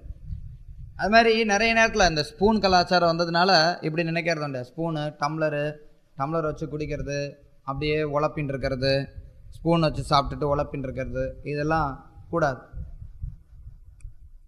இன்னொன்று என்னென்னா, சில பேருடைய பழக்கம் என்னென்னா, கையில் இவ்வளோ பெருசாக யானைக்கு சாப்பிட்ற மாதிரி உருட்டிப்பாங்க. சாதத்தை உருட்டிட்டு கையில் எடுத்து வச்சுக்கிட்டு ஒரு கை கடிப்பாங்க, அப்புறம் கையை அது மென்னுட்டு அடுத்த கையிலேருந்தே சாப்பிடுவாங்க. கீழே ஒவ்வொரு தடவையும் இலையிலேருந்தோ தட்டில் இருந்தோ எடுத்து சாப்பிடாம கையில் மொத்தமாக எடுத்து சாப்பிடுவாங்க. அது தவறு. என்னுடைய குரு மகாராஜ் பக்தி விகாஸ் சுவாமி ஒரு தடவை சொன்னார், இந்த மேற்கத்திய நாட்டில் இருக்கக்கூடிய உணவு வகைகளை பார்த்தாலே அதை சாப்பிடக்கூடிய மெத்தட்லேயே நம்ம தெரிஞ்சுக்கலாம் இது கீழ்த்தரமான உணவுன்னு. பார்த்தோன்னா பீட்சாவை நீங்கள் அப்படியே கடிச்சு தான் சாப்பிட்ணும். ஒரு மொத்தத்தையும் வாயில் ஒரு தடவை எடுக்கிறீங்கன்னா உள்ளே போட முடியாது, அதை கடித்து பாதியை நீங்கள் கையில் வச்சுக்கணும், மறுபடியும் அடுத்த கடிக்கணும். கேக்கு கூட அப்படி தான் சாப்பிட்ணும். கேக்கை நீங்கள் புட்டு சாப்பிட்றதெல்லாம் சாப்பிட முடியாது. புட்டில் ஸ்பூனில் சாப்பிடுவாங்களா? கேக்கை யாருப்பா ஸ்பூனில் சாப்பிட முடியும்? கேக்கை எப்படி ஸ்பூனில் சாப்பிட முடியும்? கேக்கை எடுத்து கடித்து சாப்பிடுவாங்க, மிச்சம் கையில் இருக்கும். பீட்சா எடுத்தால் கடித்தா மிச்சம் கையில் இருக்கும். இது மாதிரி சாப்பிடக்கூடாது, வேத கலாச்சாரத்தில் கிடையாது. அந்த ஐட்டத்தை நம்ம சில நேரத்தில் சாப்பிட்றோம் அப்படின்னா அந்த ஐட்டத்தை எப்படி சாப்பிடணுமோ அது மாதிரி சாப்பிட்றோம், இல்லைன்னு சொல்லலை. ஆனால் நான் என்ன சொல்கிறோம்னா, அட்லீஸ்ட் எந்த ஐட்டத்தை அப்படி சாப்பிடக்கூடாதோ அதையாவது அப்படி சாப்பிடாமல் இருங்க. சாதத்தை எடுத்து கையில் உருட்டி வச்சுட்டு சாப்பிட்றது சில நேரத்தில் பார்க்கலாம். இந்தியாவர்கள் அதிகமாக நம்ம பார்க்குறதில்ல, சில நேரத்தில் அதையும் பார்க்குறோம். குறிப்பாக வெஸ்டர்ன் டிவோட்டிஸ் இந்த பீஸா அதெல்லாம் சாப்பிட்டு பழகினவங்க என்ன பண்ணுவாங்கன்னா, சப்பாத்தி எடுத்து உருட்டி வச்சுட்டு உள்ள சப்ஜியை வச்சு உருட்டிட்டு கடிச்சிட்டு சாப்பிட்டுட்டு இருப்பாங்க. அவங்க பீஸா சாப்பிட்ற கொஞ்சம் கடிச்சிட்டு எடுத்து வச்சுப்பாங்க, கொஞ்சம் கடிப்பாங்க. அது மாதிரி சாப்பிடக்கூடாது. நம்ம ஊரில் சமோசா இருக்குது, சமோசா சாப்பிட்ணுன்னா புட்டு சாப்பிடணும். சமோசா எடுத்து வாயில் வச்சுக்கிட்டு சாப்பிடக்கூடாது, கடிச்சிட்டு சாப்பிடக்கூடாது. சில நேரத்தில் வாழைப்பழம் சாப்பிட்றோம்னா கூட புட்டு சாப்பிடணும். வாழைப்பழத்தை அப்படியே முழுசாக பிடிச்சிக்கிட்டு கொஞ்சம் கொஞ்சமாக கடிச்சு சாப்பிட்றது கிடையாது. அது அத்தகைய பழக்கம் தவறு. அப்பளத்தை பார்த்தீங்கன்னா எத்தனை பெரிய அப்பளத்தை எடுத்தோமா, அப்பளத்தை அப்படியே பெரிய அப்பளமாக வச்சுட்டு அதை அப்பளத்தை எடுத்து கடிப்பாங்க. அதுவும் அது என்ன சொல்லுவாங்க, என்ன அப்பளம் அது? டெல்லி அப்பளம் இல்லைப்பா, அது பெருசாக அந்த ஹெஜ்ஜக் பாப்படா, லிஜர் பாப்படு, எனிவே எது இந்த பொருட்காட்சியெல்லாம் வைப்பாங்க. வீட்டிலலாம் பொறிக்க முடியாது, அதனால் அந்த அப்பளத்தை வாங்குறதுக்குன்னு ஒரு கும்பல் நிற்கும் அங்கே. அந்த அப்பளம் அந்த மாதிரி பெருசாக அப்பளம் தான் எல்லாம் அப்படியே அந்த அப்பளத்தையே மொத்தத்தையும் எடுத்து அப்படியே கடிச்சிக்கிட்டே இருப்பாங்க. அதெல்லாம் பண்பாடற்ற முறைகள், பண்பாடோடு ஏற்றுக்கொள்ளக்கூடிய முறை கிடையாது. அதனால் எதனாலும் புட்டு சாப்பிட்றத பழகிக்கணும், நல்லா மென்று சாப்பிட்றத பழகிக்கணும். பால் சூடாக இருக்குன்னா ஒரு பழக்கம் என்னென்னா, சில நேரத்தில் தட்டில் ஊற்றி குடிக்கலாம். அது இருக்கக்கூடிய ஒரு பழக்கம். சாப்பிடும்போது சில பேர் சாப்பிட்டு தட்டை தூக்குனாங்கன்னா தட்டை சுற்றி ஒரு வட்டம் இருக்கும். தட்டை சுற்றி ஒரு வட்டம் இருக்கும். என்ன வட்டம்? சாதம் சிதறினது. நம்ம சாப்பிட்றது தட்டுக்கு வெளியில் வராமல் சாப்பிடணும். அப்படி ரொம்ப கஷ்டமாக இருக்குது சாப்பிட்றதுன்னா கொஞ்சம் பெரிய தட்டாக கூட வாங்கிக்கோங்க, ஒன்றும் தப்பு கிடையாது. சாப்பிட தெரியல அப்படின்னா பெரிய தட்டாவது வாங்கிக்கோங்க. சின்ன தட்டை வச்சுக்கிட்டு மொத்த ஊரே சிதறடிக்காமல் பார்த்துக்கோங்க. இன்னொரு தன்மை என்ன அப்படின்னா, அதாவது யாருக்காவது சராசரி மனிதர், சில பேருக்கு என்ன மாதிரி ஆளுங்களுக்கு வியாதி இருக்குது, வியாதியில் வரக்கூடியது வேற விஷயம். சராசரி மனிதர்களுக்கு சாப்பிடும்போது ஏப்பம் வந்துடுச்சுன்னா அது இண்டிகேஷன், சாப்பிட்டது அளவு சரி. அதுக்கப்புறம் எதையும் வாங்கக்கூடாது. அதாவது மேற்கத்திய நாடுகளில் பார்த்தீங்கன்னா இருக்கக்கூடிய ஒரு மேற்கத்திய நாடுகளில் சாப்பிடும்போது யாராவது ஒருத்தவங்க ஏப்பம் விட்டாங்க அப்படின்னா அதை ஏளனமாக நினைப்பாங்க. ஆனால் இந்திய பண்பாட்டில் ஏப்பம்ன்றதுல தவறு எதுவும் கிடையாது. ஏப்பம் வந்துடுச்சு அப்படின்னா அவ்வளோதான், அதுக்கப்புறம் எதையும் வாங்க மாட்டாங்க. அதுக்கு மேலே டம்ப் பண்ணாங்க அப்படின்னா அஜீரணம் வரும். ஆனால் அதே சமயத்தில் ஏப்பம் விடுறேன்டான்னு சொல்லிட்டு ரொம்ப பலமாக எல்லாருக்கும் சத்தத்தை கேட்குற மாதிரி ஏப்பம் விடுறதும் தவறு. ஏப்பம் வந்துடுச்சு அப்படின்னா ஓகே, நல்ல சிம்டம், ஜீரணம், அத்தோட ஜீரணத்தை நிறுத்திக்கணும். அதுவும் ஒரு வசதி. நீங்கள் பார்த்தீங்கன்னா நம்ம நேற்று சொன்னோம், கொஞ்சம் கொஞ்சமாக பரிமாறணும்னு. கொஞ்சம் கொஞ்சமாக பரிமாறினா தான் ஏப்பம் வந்துருச்சுன்னு நிறுத்த முடியும். நீங்கள் மொத்தத்தையும் டம்ப் பண்ணி வச்சுருந்தீங்க, ஏப்பம் வரும்போது தட்டு ஃபுல்லாக இருக்கும், அப்போ என்ன பண்ணுறது? அப்போ மொத்தத்தையும் உள்ளே கொட்டிக்கிறது அஜீரணம் ஆகிடும். கொஞ்சம் கொஞ்சமாக பரிமாறினா தான் ஏப்பம் வரும்போது எங்கே நிறுத்தணுங்கிறது தெரியும். மொத்த தட்டு ஃபுல்லாக இருக்கும்போது ஏப்பம் வந்துருச்சு நிறுத்திடணும்னா பிரசாதத்தை வேஸ்ட் பண்ண முடியுமா? என்ன கிடையாது. இன்னொன்று என்னென்னா, எல்லாரும் எந்திரிக்கிற வரைக்கும் வெயிட் பண்ணணும். எல்லாருக்கும் பிரசாதம் வர்ற வரைக்கும் வெயிட் பண்ணணும். எல்லாரும் சாப்பிட்டு முடிக்கிற வரைக்கும் வெயிட் பண்ணணும். நீங்கள் இன்னைக்கு கூட பார்த்தீங்கன்னா சில இடங்கள் இருக்கு. நீங்கள் உடுப்பியில் கிருஷ்ணமட் போனீங்கன்னா அங்கே எல்லாருக்கும் ஒரு இடத்துல பரிமாறுவாங்க, பிராமணர்களுக்கு தனியாக ஒரு இடத்துல பரிமாறுவாங்க. ராகவேந்திர மட் அங்கே உடுப்பியில் நான் போனதில்லை, அங்கே உள்ள உடலை எங்களை. ராகவேந்திர மடத்துக்கு போயிருந்த, அது என்ன இடம்? மந்த்ராலயம் போனப்ப அங்கே அலோவ் பண்ணாங்க. அங்கே பிராமணர் எல்லாரும் எங்கே அமர்ந்து எடுத்துப்பாங்களோ அங்கே அலோவ் பண்ணுறாங்க. அங்கே இருக்கக்கூடிய பண்பாடு என்னென்னா, முதல்ல எல்லாருக்கும் வர்ற வரைக்கும் எல்லோரும் வெயிட் பண்ணணும். அதுக்கப்புறம் புரோக்ஷனம் பண்ணிட்டு எடுத்து அவங்க சாப்பிட்டு முடித்தவன் கையில் உடனே போகிறதெல்லாம் கிடையாது. கொஞ்சம் வெயிட் பண்ணணும். எல்லாரும் முடிக்கிறாங்களா அப்படிங்கிற அளவுக்கு வெயிட் பண்ணணும். அதுக்கப்புறம் எல்லாரும் சேர்ந்து தான் ஒன்றா போவாங்க. அது பழக்கம். அல்லது குறைஞ்சபட்சம் நடைமுறையில் அது நமக்கு அதை பழகிறதுக்கு கஷ்டமாக இருந்தால் கூட குறைஞ்சபட்சம் அந்த சபையில் யார் மூத்தவங்க இருக்காங்களோ, மூத்த வைஷ்ணவர்களாக இருக்கலாம், அவங்க சாப்பிட்டு முடிக்கிற வரைக்கும் அமர்ந்திருக்கணும். இல்லை அப்படியே ஏதாவது வழியே இல்லை அப்படின்னா அட்லீஸ்ட் நம்ம அக்கம் பக்கத்தில் இருக்கிறவங்க கிட்ட, பிரபு நான் எந்திரிச்சுக்கிறேன் பிரபு சொல்லிட்டாவது எந்திரிச்சு போகலாம். கூடிய மட்டும் வெயிட் பண்ணுறது நல்லது. அட்லீஸ்ட் அங்கே இருக்கக்கூடிய மூத்த பக்தர்களை எந்திரிக்கிற வரைக்கும் வெயிட் பண்ணுறது நல்லது. சாப்பிடும்போது நடுவில் எந்திரிக்கக்கூடாது எக்காரணத்தை கொண்டும். திடீர்னு ஒரு ஃபோன் கால் வந்ததுன்னா திருதுப்புன்னு சாப்பிட்டுட்டு இருந்தவன் எந்திரிச்சு வெளில போயிடுவான் ஃபோன் பேசுறதுக்கு. ரொம்ப கெட்ட பழக்கம். நாம் பார்க்கலாம், ஸ்ரீல பிரபுபாத் பிரசாதம் எடுத்துட்டு இருந்தார் சம்வர் 1940s. அப்போ அனௌன்ஸ்மெண்ட் வருது, எல்லாரும் பாதுகாப்பான இடத்துக்கு போங்க கல்கத்தாவில். அப்போ 2ஆம் உலகப்போர் நடந்துட்டுருக்கு. கல்கத்தா இந்தியாவினுடைய தலைநகரம். எல்லாரும் குண்டு போட்டுருக்காங்க, பாதுகாப்பான இடத்துக்கு போங்க, உயிருக்கு ஆபத்து வரும். பிரபுபாத், நான் பிரசாதம் எடுத்துட்டுருக்கேன், கிருஷ்ணருடைய கருணை நான் எடுத்துட்டுருக்கேன், ஒன்றும் அவசரம் கிடையாது. பிரசாதம் சாப்பிட்டு முடிச்சுட்டு அதுக்கப்புறம் என்ன பண்ணுறதுன்னு பார்க்கலான்னு நினச்சேன். பிரபுபாத் அங்கே ஐயோ உயிருக்கு ஆபத்துன்னு சொல்லிட்டு கூட ஓடலை. நம்ம அந்த மாதிரி இல்லாட்டி கூட நமக்கு ஒன்றும் அந்த மாதிரி வரப்போகிறது கிடையாது. சூழ்நிலை, சராசரி சூழ்நிலையில் நம்ம ஏன் பிரசாதம். நேற்று கூட பார்த்தேன், ஒரு சாப்பிட்டுட்டே இருந்தால் திட்டி நீங்கள் இதுக்கு இந்த பக்தர் இருந்துச்சு போயிட்டார். அப்புறம் வந்து மறுபடியும் வந்து உட்காந்து சாப்பிட்றாரு. அது மாதிரி நம்ம கூடாது. பிரசாதம் ஏற்கொள்ளும்போது பிரசாதம் முடித்ததுக்கப்புறம்தான் நம்ம எந்திரிக்கணும். அதை கவனத்தில் வச்சுக்கணும். ஓகே, எழுந்துட்டா திரும்பி வந்து உட்காரக்கூடாது. ஒரு விதத்தில் மொத்தத்தையும் எச்சலாக்குறோம். எந்திரிச்சு போகிறோம் அப்படின்னா மொத்தத்தையும் எச்சலாக்குறோம். சில நேரத்தில் இன்னொரு பழக்கம் என்னென்னா, அடுத்தவங்களை கேட்கறதுக்கு சோம்பேறித்தனம் பண்ணுவாங்க. அடுத்த ஐட்டம் கேட்கறதுக்கு எந்திரிச்சு போயிடுவாங்க. எழுந்திரிச்சு போய் கையை கழுவிட்டு வாயை கழுவிட்டு வந்து தங்களுக்கு தாங்களே பரிமாறிப்பாங்க.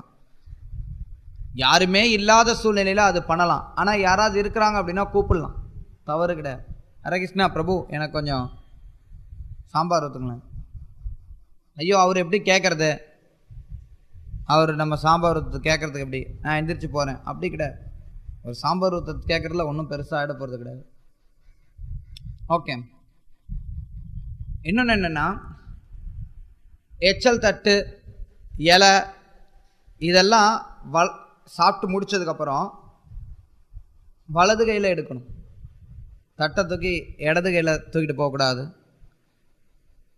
இலைய வலது கையில் எடுக்கணும். சில நேரத்தில் ஏதாவது தட்டில் இருக்கக்கூடிய ஏதாவது இந்த மிளகா, தக்காளி தோல், அது மாதிரி ஏதாவது சைடு ஐட்டத்தை தூர போடுறதுக்காக இடது கையில் தொட வேண்டிய சூழ்நிலை இருக்கலாம். தொட்டோம்னா உடனே கழுவிடுறதுக்கு பார்க்கணும். யாராவது விருந்துக்கு கூப்பிடுறோம் அப்படின்னா, யார் விருந்து உபசரிக்கிறாங்களோ அவங்க வந்திருக்கக்கூடிய விருந்தினருடைய இலையை எடுக்கணும். அதுதான் பழக்கம். அவங்க சாப்பிட்டரையும் எடுக்கணும். நீங்கள் விட்டுட்டு போங்க, சரி விட்டுட்டு போயிடுவார். அவர் போய் கையெல்லாம் கழுவிட்டு எல்லாம் வாயெல்லாம் கொப்பளிச்சுட்டு வந்திருப்பார். 10 நிமிஷம் உட்காந்துருப்பார். அந்த இலை அங்கேயே நிற்கும். எல்லாருக்கும் சேர்த்து எடுத்துக்கிறோம் பிரபு, அப்படி கூட. ஒருத்தவங்க எந்திரிக்கிறாங்க அப்படின்னா அந்த இடத்துல கூடிய சீக்கிரத்தில் இலையை எடுத்துடணும். எச்சல் எல்லாம் அந்த இடத்துல இருக்கக்கூடாது. அப்படி உபசரிக்கிறவங்க கவனிக்கலை, அவங்க இல்லை அப்படின்னா நம்மளே எடுத்துட்டு போய் போட்டுடலாம். இன்னொன்று என்னென்னா, நிறைய பக்தர்களுக்கு அடிக்கடி சொல்லக்கூடியது இந்த விஷயம். சாப்பிட்டு எந்திரிச்சு போயிருக்காங்க அப்படின்னா அந்த இடத்த துடைக்கிற வரைக்கும் அந்த இடத்துல கால் படக்கூடாது, அந்த இடத்த மிதிக்கக்கூடாது. எவ்வளோ சீக்கிரம் முடியுமோ அவ்வளோ சீக்கிரம் உடனே துடைக்கணும் அந்த இடத்த. அப்படி துடைக்காத இடத்துல மிதிக்கக்கூடாது. மிதித்தோம்னா அப்படி ஏதாவது தெரியாதனம் மிதிக்க நேரிட்டது அப்படின்னா அப்போ விரலில் நடந்து போய் காலை கழுவுறதுக்கு பார்க்கணும். அதிலே அப்படியே மிதிச்சுட்டு அப்படியே சராசரி நடந்து போனால் எல்லா இடத்தையும் நாஸ்தி பண்ணுற மாதிரி ஆகிடுது. அந்த மாதிரி இருக்கக்கூடாது. இன்னொரு கெட்ட பழக்கம் எங்கேருந்து வந்ததுன்னு தெரில. நான் சில இடங்களில் பார்க்கறது என்னென்னா, பிரசாதம் எடுத்து முடிச்சிருப்பாங்க. பிரசாதம் எடுத்து முடிச்சுட்டு தட்டை கையில் எடுத்துருவாங்க. ஒரு கெட்ட பழக்கம் நான் பார்க்குறேன் சில இடங்களில். என்ன அப்படின்னா, பிரசாதம் எடுத்திருப்பாங்க, பிரசாதம் எடுத்து முடிச்சுட்டு அதே இடத்துல தலையை வச்சு நமஸ்காரம் பண்ணுவாங்க. மொத்தமும் கண்டாமினேஷன். பிரசாதத்தை எடுத்துப்பாங்க, எடுத்துட்டு அந்த இடத்துல நமஸ்காரம் பண்ணுவாங்க. ஐயா அது இடம் பிரசாதம் சாப்பிட்ட இடத்துல எப்படி நமஸ்காரம் பண்ணுறேன்? அந்த இடத்துல அது மேலே தலையை வச்சு நமஸ்காரம் பண்ணுவாங்க. அது மாதிரிலாம் பண்ணக்கூடாது. டவுட்ஸ் அப்புறம் எதுனாலும் எழுதி வச்சுக்கோங்க.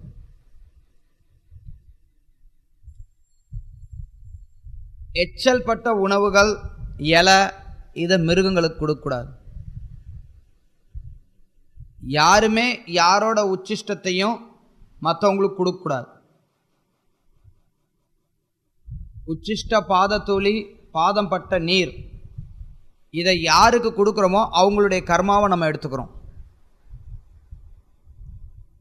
நீங்கள் உங்களுடைய இலையை தூக்கி கொண்டு போய் ஒரு நாய் கொடுத்தீங்க, நீங்கள் சாப்பிட்ட மிச்ச சாப்பாட்டை நாய்க்கு கொடுத்தீங்க அப்படின்னா அந்த நாயோட கர்மா உங்களுக்கு வருது. ஞாபகத்தில் வச்சுக்கோங்க. சில நேரத்தில் கருணையோடு கொடுக்கலாம். பக்தர்கள் வரவேற்கப்படுகிறார்கள் தாராளமாக. பக்தி ரீதியில் தவறு கிடையாது. ஏன்னா நீங்கள் ரொம்ப உயர்ந்த நிலையில் இருக்கிறீங்க, அதனால் கொடுக்கலாம், தவறு கிடையாது. ஆனால் கர்மா ரீதியில் உங்களுக்கு கர்மா வரும், அதை யோசிச்சுக்கோங்க. மாட்டுக்கு கொடுத்தோம்னா அபராதம். பசுமாடாக இருக்கட்டும், காளமாடாக இருக்கட்டும், எச்சப்பட்ட உணவுகளை நம்ம சாப்பிட்ட மிச்சத்தை நமக்கு சாப்பிட முடியல அப்படின்னா கொண்டு போய் மாட்டுக்கு கொடுக்கவே கூடாது. என்றைக்கும் மாட்டுக்கு எச்ச கொடுக்கறது பெரிய தவறு. எச்ச இலையாக இருக்கட்டும், நம்ம சாப்பிட்ட மிச்சமாக இருக்கட்டும், மாட்டுக்கு போய் எச்சல் கொடுக்கறது தவறு. அது அபராதம், குற்றம். அது மேலே சொன்னது குற்றம் இல்லை. நாய் கொடுக்குறீங்கன்னா குற்றம் கிடையாது, அதோட கர்மா தான் வரும் உங்களுக்கு. பக்தி ரீதியாக குற்றம் கிடையாது. மாட்டு கொடுத்தீங்கன்னா அது குற்றமாகும், அபராதமாகும். சாப்பிட்ட தட்டை உடனே கழுவணும். சில நேரத்தில் பார்த்தோன்னா சில பேர் தட்டை கொண்டு போய் அந்த சிங்காண்டை வச்சுட்டு போயிடுவாங்க, வேறு வேலை இல்லை. எங்கே பார்க்குறேன் நான் நிறைய நேரத்தில். சாப்பிட்ட தட்டை உடனே கழுவணும், இல்லைன்னா அது பெரிய ஒரு கண்டாமினேஷன். தட்டு சாப்பிட்டோம்னா உடனே கழுவணும். பிரசாதத்தை என்றைக்கும் வீணாக்கக்கூடாது. எந்த பிரசாதத்தையும் வீணாக்கக்கூடாது. ஒரே ஒரு தானியத்தை கூட வீணாக்கக்கூடாது. அதுக்கு ஆரம்பத்தில் இருந்தே பழகிக்கணும். சில பக்தர்களுக்கு பழக்கம் அது, பிரசாதத்தை வீணடிக்கிறதுங்கிறது தினசரி பழக்கமாக இருக்கும். வாங்கிப்பாங்க, எவ்வளோ சாப்பிட முடியுதோ சாப்பிட்டுட்டு மிச்சத்தை விட்டுருவாங்க, கொண்டு போய் குப்பத்தொட்டில் போடுவாங்க. அது கெட்ட பழக்கம். பிரசாதத்தை ஒரு தானியம் கூட வீணடிக்கக்கூடாது. சில விஷயங்கள் சாப்பிட முடியாது இருக்கும், தோல், மிளகா, இதெல்லாம் தட்டில் ஓரமாக வச்சுட்டு குப்பத்தொட்டில் போய் போட்டணும். சில நேரங்களில் ஏதாவது கருகி போனது, ஒரு போர்ஷன் வேகாமல் இருக்கும், அப்பளம் போட்டிருப்பாங்க, அப்பளத்தில் பார்த்திங்கன்னா ஒழுங்காக வறுத்துருக்க மாட்டாங்க, பாதி அப்பளம் வேகாமல் இருக்கும். அந்த மாதிரி இருக்கிறத ஒதுக்கி வைக்கலாம், அதில் பிழை எதுவும் கிடையாது. இன்னொன்று என்னென்னா, தட்டில் முதல்ல அதான் சொன்னேன், கண்ணு பெருசு வயிறு சிறுசு. அதனால என்ன ஆகும்னா, ஃபீஸ்ட் நேரத்தில் கொடுங்க, லட்டு வருதா, இந்த லட்டு வருதா, கொடுங்க, அந்த லட்டு வருதா கொடுங்க, இது வருதா கொடுங்க, வடை வருதா கொடுங்க, எல்லாத்தையும் வாங்கி தட்டில் போட்டு வச்சுக்கிறது. ஐயோ வயிற்றுல இடம் இல்லையே, கண்ணு பெருசாக இருக்கே, உக்காந்து பார்ப்பாங்க, ஒரு பந்தி, 2 பந்தி, 3 பந்தி, முடியலடா சாமி, இதுக்கு மேலே இருந்தால் நம்ம மானம் கப்பல் ஏறிடுன்னு சொல்லிட்டு ஒரு டப்பாவில் தூக்கி கொண்டு போட்டுட்டு அப்புறம் மத்தியானம் சாப்பிட்லான்னு எடுத்துகிட்டு போவாங்க. அதுவும் தவறு. எவ்வளோ நமக்கு சாப்பிட முடியுமோ அதை மட்டும் நம்ம வாங்கிக்கணும். எச்சப்பட்ட உணவை மறுவேளைக்கு வச்சு சாப்பிட்றதுங்கிறது ரொம்ப பண்பாடற்ற ஒரு நிலை.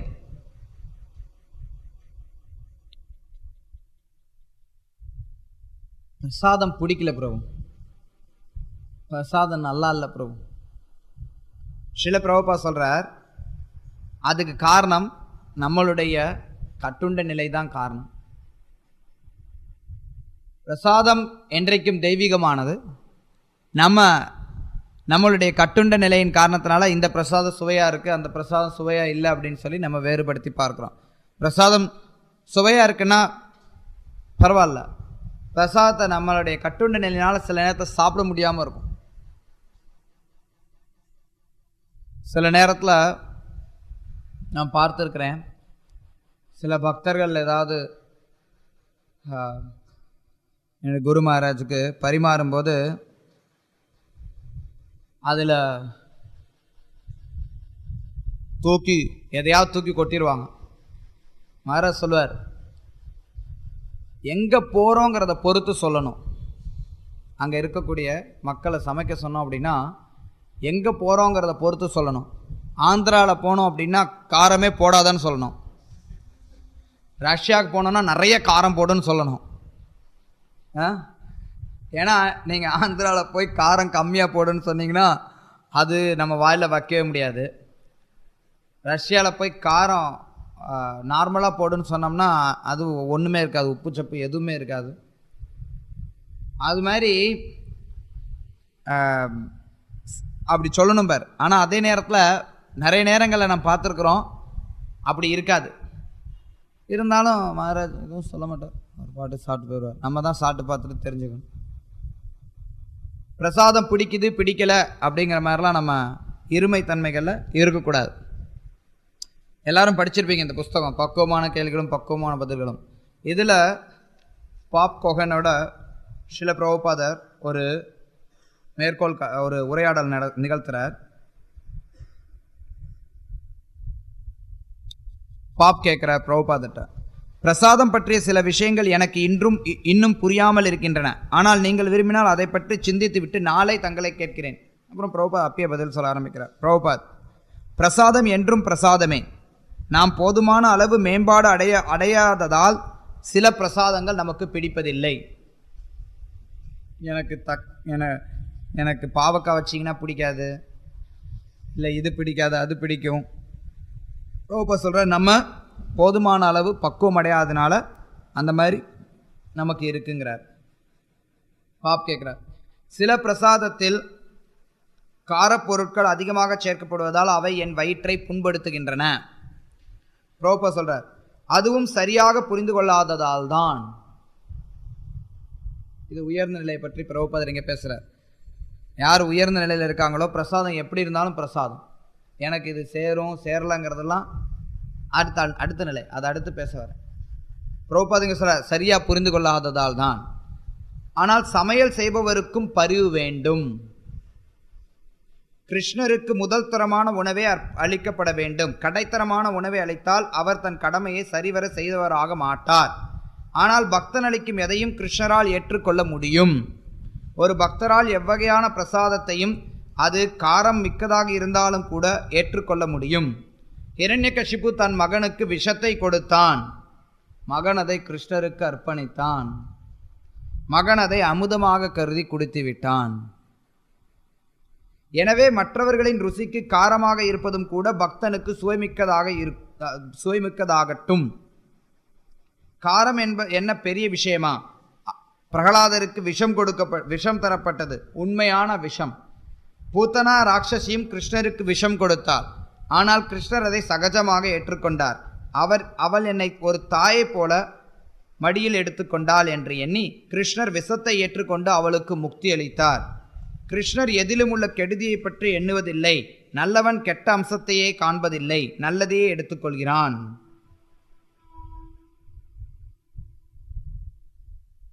மறுபடியும் கேட்கிறார், பிரசாதத்தை பற்றி மேலும் ஒரு கேள்வி கேட்கலாமா? சில பக்தர்களுக்கு ஏதோ சிரமம் இருக்கிறது. ஒரு வகையான உணவை அவர்களால் உண்ண முடியவில்லை என்று எடுத்துக்கொள்வோம். கல்லீரல் பலவீனமாக இருப்பதால் சில பக்தர்கள்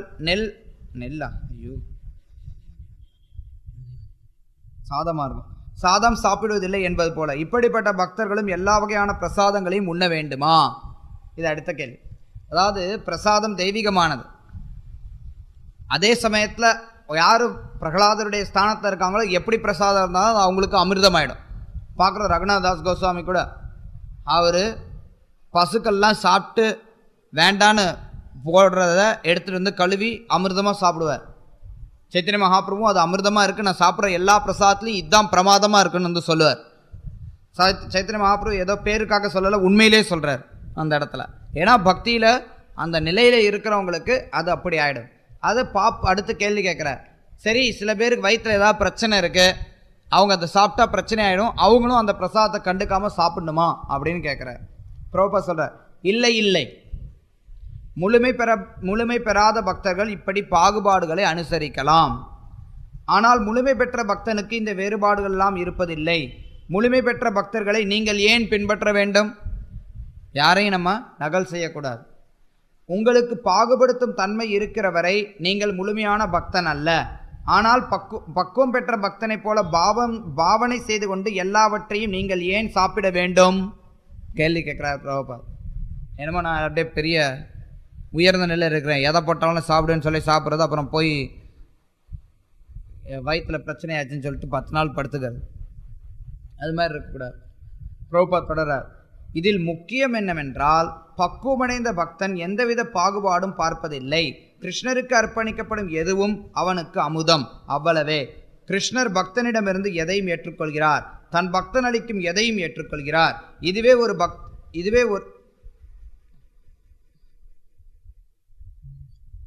பக்குவமடைந்த பக்தன் எதையும் பாகுபடுத்தி பார்ப்பதில்லை.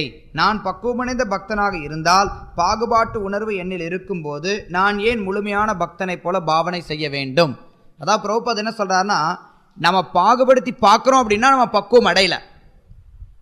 அப்போ ஏன் நீ பக்குவமடைந்த பக்தனை போல சாப்பிட்ற? ஒன்ஸ் நம்ம பாகுபடுத்தி பார்க்க ஆரம்பிக்கிற பட்சத்திலேயே நம்ம இன்னும் பக்குவம் அடையலைன்னு அர்த்தமாயிடுது. அப்படி பக்குவம் அடையாத நிலையில் நம்ம ஏன் பக்குவம் அடைஞ்சவங்களை போல நகல் செய்யணும்னு கேட்குறார்.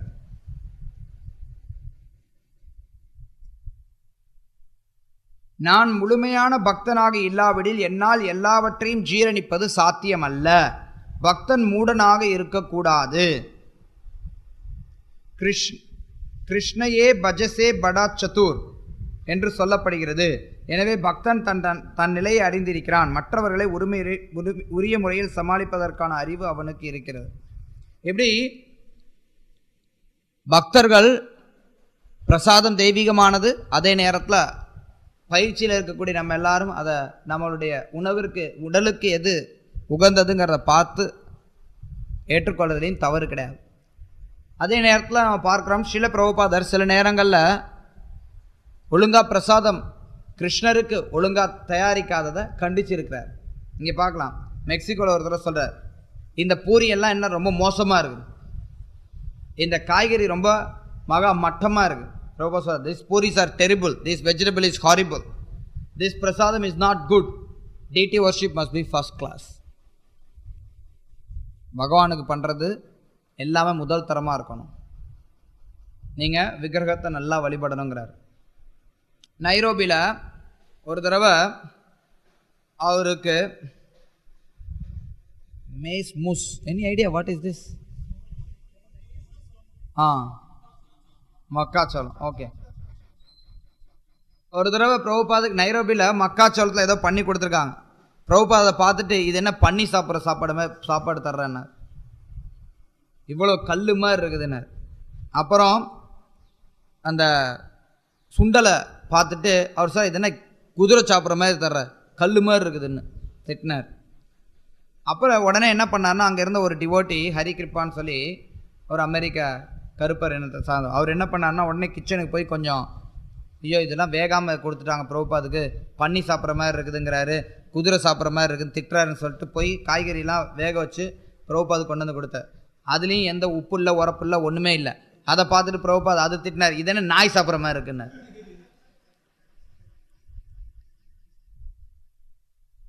முறையாகவும் இருக்கணும், அது அவசியம்.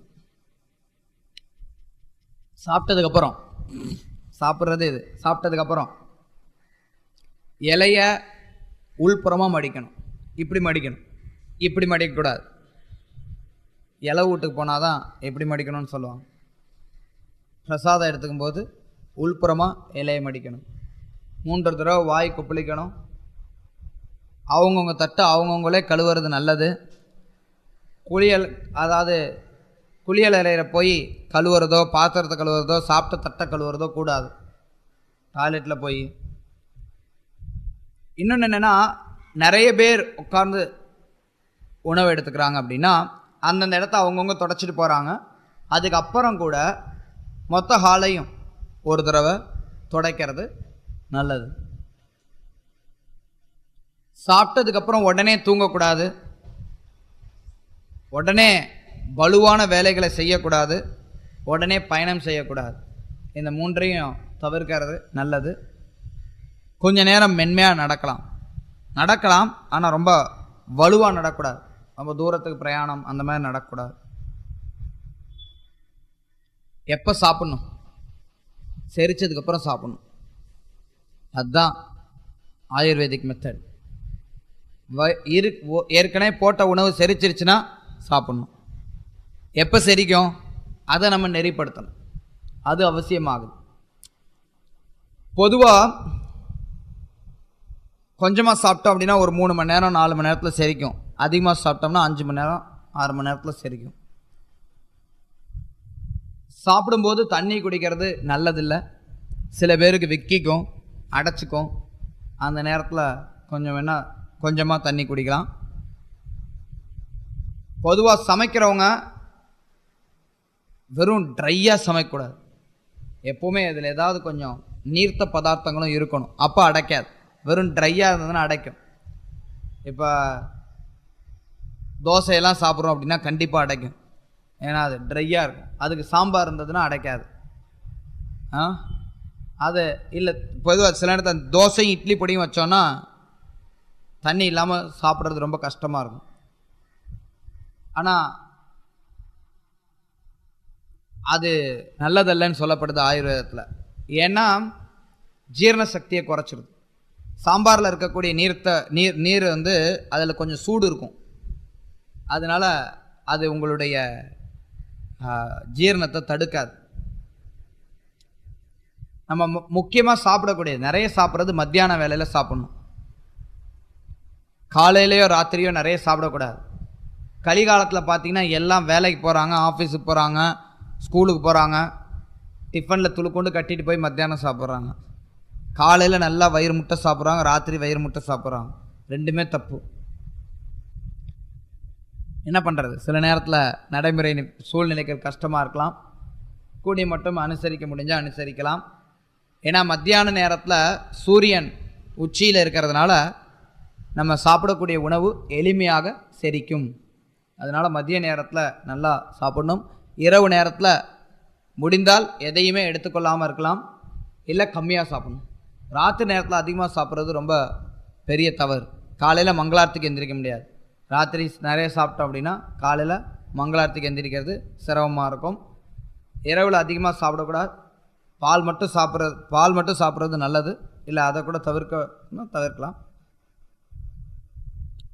அதுக்கப்புறம் நம்மளுடைய உள்ளே இருக்கக்கூடிய அங்கங்கள் எல்லாத்தையும் நம்ம பயிற்சி கொடுத்துட்டோம் அப்படின்னா அந்தந்த நேரம் ஆச்சுன்னா கரெக்டாக பசிக்கும். அந்த நேரத்தில் பசிக்கு உணவு கொடுத்தோம்னா சரியாக போயிடும். இப்போ கூட உங்களுக்கெல்லாம் பசி எடுக்க ஆரம்பிச்சிருச்சுன்னு நினைக்கிறேன். 1 2 3 4 ஓகே 4 ஸ்லைட். உணவுக்கு நடுவில் அப்பப்போ ஸ்நாக்ஸ் சாப்பிட்றது மொத்த உடம்பையும் கெடுத்துரும். ஸ்நாக்ஸ் சாப்பிடும்போது நல்லா இருக்கும், ஆனால் உடம்புக்கு ரொம்ப கெடுதலான ஒரு பழக்கம். தவிர்க்கணும். நடுவில் ஸ்நாக்ஸ் சாப்பிடக்கூடாது. ஏன்னா யார் யாரையோ சுட்டி காட்டுறாங்க. அம்மா பாரதி உன்னை காட்டுறாரு உங்கள் அப்பா. ஸ்நாக்ஸ் சாப்பிட்றதுல இன்னொரு பிரச்சனை என்ன அப்படின்னா, புலன்கள் கட்டுப்பாட்டில் இல்லாமல் போயிடும். அஜீர்ணம் ஆகுது. மனசு எப்போ பார்த்தாலும் அதை கேட்டுகிட்டே இருக்கும். நாங்கள் கூட பார்த்தோம், சரி பக்தர்கள் ரொம்ப அதிக நேரம் பணிபுரிகிறாங்களேன்னு சொல்லிட்டு நாங்கள் சைத்தன்ய சரிதாமிர்தம் பண்ணும்போது சாயந்தர நேரத்தில் சில பதார்த்தங்களை கொடுத்தோம். சரி ரொம்ப நேரம் வேலை செய்கிறாங்க, களைப்படைஞ்சிடக்கூடாது அப்படின்னு. அதுக்கப்புறம் பார்த்தோம்னா ஒரு பக்தர் வந்து சொல்கிறார், பிரபு அதை கொடுத்துட்டீங்க, அது கொடுக்காம எப்படி இருக்கிறது? மனசு அந்த நேரம் ஆச்சுன்னா அது கேட்குது, ஸ்நாக்ஸ் கேட்குது. வயிறு கேட்கறது இல்லை, வயிறு கேட்காது, வயிறுக்கு அவசியமே இல்லை, அது மனசு கேட்கும். அதனால் அது அவசியம். மகாபிரசாதம் கிடைச்சதுன்னு வச்சுக்கோங்களேன், உடனே எடுத்துக்கணும். அதுவும் குறிப்பாக மகாபிரசாதம் ஏதாவது தூரமான இடத்துலேருந்து மகாபிரசாதம் வருதுன்னா உடனே எடுத்துக்கலாம். அது எந்த நேரமாக இருந்தாலும் தவறு கிடையாது, எடுத்துக்கலாம். சூரிய உதயம் சூரிய அஸ்தமனம் தவிர்க்கணும். சில நேரத்தில் பார்த்திங்கன்னா சில இஸ்கான் கோயில்களில் நடைமுறைக்கு வசதிக்காக காலையில் ஃபுல்லாக சாப்பிட்ருவாங்க, மத்தியானம் சாயந்தரம் 4-4:30 மணிக்கு வச்சுருப்பாங்க. எங்களுக்கு கூட அனுபவம் ஈஞ்சம்பாக்கத்தில் இருக்கும்போது 4-4:30 இருக்கும், ஏதாவது வேலை செஞ்சுட்டு இருப்போம். 5 மணி 6 மணிக்கு வந்து உட்காந்து சாப்பிடுவோம். கூடி மட்டும் அதை தவிர்க்கிறது நல்லது. சூரிய உதயம் சூரிய அஸ்தமனம் இந்த நேரத்தில் சாப்பிடக்கூடாது. எப்படி தண்ணி குடிக்கிறது? வலது கையில் குடிக்கிறதா இடது கையில் குடிக்கிறதா?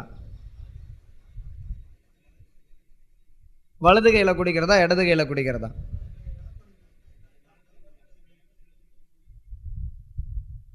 வங்காளத்தில் இருக்கக்கூடிய வழக்கம் என்னன்னா, வலது கை, அதாவது சாப்பிடும்போது நம்ம எப்போ சாப்பிடும்போதும் சரி எப்போவுமே குடிக்கிறோம்னா வலது கையில் குடிக்கிறது.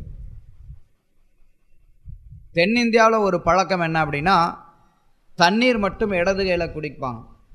ஈவன் பிராமணர்கள் கூட தண்ணீர் மட்டும் இடது கையில் குடிப்பாங்க. அப்படி தண்ணீர் இடது கையில் குடிக்கிறோம் அப்படின்னா எச்ச பண்ணக்கூடாது. வலது கையிலே குடிக்கிறது சிறந்தது. சில நேரத்தில் என்ன ஆகும்னா, டம்ளர் இருக்காது. நான் நடைமுறையில் சொல்கிறேன், சில நேரத்தில் அதெல்லாம் பார்த்துருக்குறோம். சில இடங்களுக்கு போனீங்கன்னா ஒரே ஒரு டம்ளர் வச்சுட்டு எல்லாருக்கும் கொடுத்துக்கிட்டு வருவாங்க தண்ணியை. அப்போ என்ன பண்ண முடியும்னா, இடது கையில் வாங்கி தூக்கி குடிப்பாங்க. இடது கை என்றைக்கும் நீங்கள் இடது கையில் குடிக்கிறது நல்ல பழக்கம் கிடையாது. வலது கையில் தான் குடிக்கணும், அதுதான் பழக்கம். ஆனால் அப்படி இடது கையில் குடிக்க வேண்டிய சூழ்நிலை வந்ததுன்னா குறைஞ்சபட்சம் எச்ச பண்ணாமல் குடிங்க. உட்காந்து குடிக்கிறது பண்பாடு, நின்றுக்கிட்டு குடிக்கிறதை காட்டணும். சில நேரத்தில் இன்னொரு பழக்கம் என்ன அப்படின்னா, எங்கே வெளியில் போகிறோம், வெயிலாக இருக்குது, குளிர்பானம் வாங்கி குடிக்கிறது. ஸ்ரீல பிரபுபாத் அவருடைய வாழ்க்கையில் சில நேரத்தில் அந்த மேற்கத்திய நாடுகளில் பயணம் செய்யும்போது அங்கே இருக்கக்கூடிய பிரச்சனைகளுக்காக, ஒரு ஜீரணத்துக்காக ஸ்ரீல பிரபுபாத் செவனப் ஒரு டம்ளரில் செவனப் குடிப்பார், சில நாள் குடிப்பார். அது என்ன ஆச்சு தெரியுமா? பிரபுபாத் செவனப் குடிக்கிறாரு. ஒரு பொசிஷனில் இஸ்கானில் எல்லாரும் செவனப் குடிக்க ஆரம்பிச்சிட்டாங்க. மெனு மத்தியானம் மெனுவில் செவனப்பும் சேர்ந்துடுச்சு. அப்புறம் பார்த்தார் பிரபுபாத், எதுக்குடா நீங்களாம் செவனப் குடிக்கிறேன், செவனப்லாம் குடிக்கூடாதுன்னு சொல்லிட்டு அவரும் நிறுத்திட்டார். இவங்க பண்ணுற தொல்லை தாங்க முடியும், கூடிய மட்டும் தவிர்க்கிறது நல்லது. பிரபுபாத் தான் சொன்னார், ஏதாவது சில நேரங்களில் பரவாயில்ல, கூடிய மட்டும் தவிர்க்கிறது நல்லது. நேற்று இது சொன்னேன், நீர் பதார்த்தத்தில் நகம் படக்கூடாது. நகம் பட்டது அப்படின்னா அது கலங்கமானதாக கருதப்படுது. பூச்சி ஏதாவது விழுந்துருச்சுன்னா அந்த தண்ணியை ஊற்றிட்டு மறுபடியும் தண்ணி பிடிச்சிக்கிறது நல்லது. லாஸ்ட் டாபிக் இந்த கிளாஸுக்கு, பாத்திரம். என்ன பாத்திரத்தில் சமைக்கிறது? மண் பாத்திரம் பெஸ்ட். மண்ணில் சமைக்காது, சமைச்சிட்டு தூக்கி போட்டுருவாங்க. ஒரு தடவை சமைச்சா தூக்கி போட்டுருவாங்க. இல்லை கழுவி யூஸ் பண்ணால் கூட மண் பாத்திரம் யூஸ் பண்ணுறது பெஸ்ட். மண் பாத்திரம்னா மண் சட்டி தான். இன்றைக்கும் கூட பார்த்தீங்கன்னா பூரி ஜெகநாதர் கோயிலில் மண் சட்டியில் தான் சமைப்பாங்க. மண் சட்டியில் சமைக்கிறது சிறந்தது. இல்லைன்னா பித்தளையில் சமைக்கலாம், இல்லை சில பொருட்களில் சமைக்கலாம், அஷ்டதாத்துக்கள் அது மாதிரி சமைக்கலாம். ஆனால் சமைக்கிற பொருள் எந்த பொருளை சமைக்கிறோங்கிறதையும் பார்க்கணும். சில நேரத்தில் பித்தளையில் நீங்கள் லெமன் ரைஸ் பண்ணிங்கன்னா முடிஞ்சு போச்சு கதை, அங்கே விஷமாயிடும். புளி அந்த சிட்ரிக் ஆசிட்லாம் பித்தளையில் சேர்க்கக்கூடாது. அதனால் எந்த பாத்திரத்தில் எது சமைக்கணுங்கிறதையும் யோசித்து சமைக்கணும். இன்றைக்கி நம்ம இந்த ஸ்டெயின்லெஸ் ஸ்டீல், துரு பிடிக்காத இரும்பு, எஃகு இரும்பு அதை உபயோகிக்கிறோம்.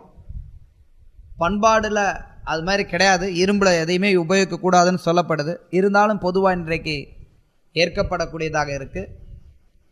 ஆனால் இன்றைக்கு எது ஏற்கப்படாத ஒரு விஷயம் என்ன அப்படின்னா, பிளாஸ்டிக்கு, அலுமினியம், பீங்கானு, இரும்பு. அலுமினியம் ரொம்ப ரொம்ப அபாயகரமான, கிருஷ்ணருக்கு சமைக்கிறதுக்கு உகந்த பாத்திரம் கிடையாது. அலுமினியத்தில் நீங்கள் தண்ணி ஊற்றி வச்சிங்கன்னா கூட அந்த தண்ணி கூட விஷமாயிடும். நீங்கள் பார்க்கலாம், தண்ணி சில நேரத்தில் அலுமினிய பாத்திரம் இருக்குன்னு வச்சுக்கோங்க, அந்த பாத்திரத்தில் கொஞ்சம் அடியில் கொஞ்சம் தண்ணி மிச்சம் இருந்ததுன்னா அந்த தண்ணியை நீங்கள் கொஞ்சம் அப்படி நகர்த்திட்டு ஒரு நாள் வச்சு பாருங்கள், வெறும் தண்ணியை வைங்க இப்போ அலுமினிய பாத்திரத்தில், அந்த இடத்த தொட்டு பார்த்தீங்கன்னா சொரன்னு இருக்கும், அலுமினியம் எடுத்துக்கிட்டு வரும். அலுமினியம் விஷம், ஃபுட் பாய்சன். அலுமினியத்தில் சமைக்கக்கூடாது. பிளாஸ்டிக் சொல்ல வேண்டிய அவசியமே கிடையாது. பீங்கான்லாம் கூட சமைக்கிறதுக்கு உபயோகிக்கக்கூடாது. இரும்பு தவிர்க்கணும். குறிப்பாக இரும்பில் துரு பிடிக்கும், அது துரு, அதனால் அதை உபயோகிக்கிறது தவிர்க்கிறோம். இலை உபயோகிக்கிறோம் அப்படின்னா இலைகளில் சிறந்தது தாமரை இலை. தாமரை இலையில் பரிமாறுறது, தாமரை இலையில் சாப்பிட்றது அப்படிங்கிறது உகந்தது. தாமரை இலை இல்லாத பட்சத்தில் வாழை இலை, வாழை இலை இல்லாத பட்சத்தில் மற்ற இலைகள். பெரிய பெரிய பணக்காரங்க ஆதி காலத்தில் தான் தங்கத்தட்டு உபயோகித்துட்டு இருந்தாங்க. இன்றைக்கும் சில இடங்களில் பணக்கார வீட்டில் வெள்ளித்தட்டு உபயோகிக்கிறாங்க. ஸ்ரீல பிரபுபாத் வெள்ளித்தட்டில் சாப்பிடுவார். நிறைய நேரங்களில் ஸ்டெயின்லெஸ் ஸ்டீல் தட்டுலையும் சாப்பிட்ருக்கிறார் பிரபுபாத். கல் தட்டு உபயோகிப்பாங்க, குறிப்பாக பெங்காலில் அது ஒரு கலாச்சாரம். கல் தட்டு பார்த்துருக்கீங்களா? கல் தட்டு பார்த்தது இல்லையா? நம்ம ஊர்லேயே சாப்பிடுவாங்கப்பா சில நேரத்தில் கல் தட்டு. ஆ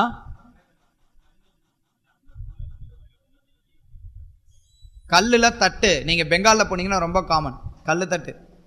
அதுவும் தூய்மையான ஒன்று. மாவு கல்லையும் தமிழ்நாட்டில் மாவு கல்லில் இருக்கும், அங்கே வேறு மாதிரி ஒரு கல்லில் இருக்கும். பெங்காலில் தமிழ்நாட்டில் மாவு கல்லில் தட்டு இருக்கும். எங்கள் பாட்டி வீட்டிலலாம் நாங்கள் மாவு கல் தட்டில் சாப்பிட்ருக்குறோம் நிறைய தடவை.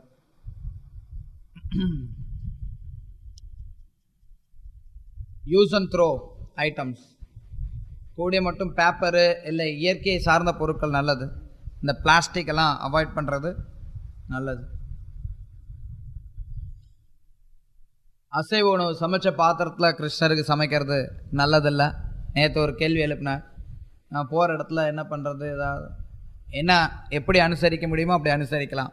பொதுவாக அந்த மாதிரி விஷயங்களை தவிர்க்கிறது சிறந்தது. ஒரு தடவை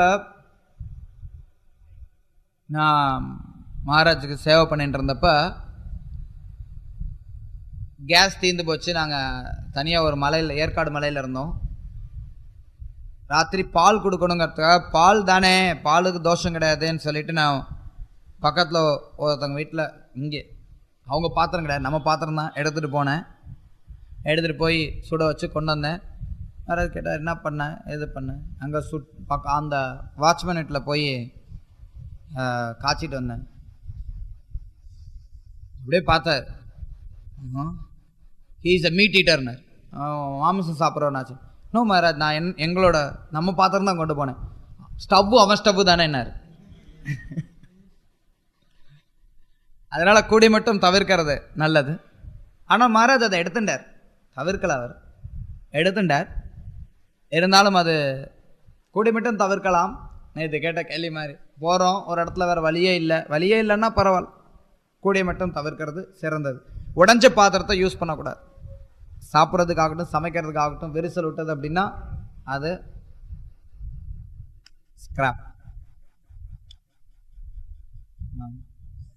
ஓகே, ஸோ இப்போ பார்த்ததெல்லாம் இப்போ பார்த்ததெல்லாம் பிரசாதம் எடுத்துக்கிறத பற்றி. பிரசாதம் எடுத்துக்கிறதுல எவ்வளோ இருக்குது பாருங்க, எவ்வளோ விஷயம் இருக்குது. Okay, questions. Okay, Keshav Balram.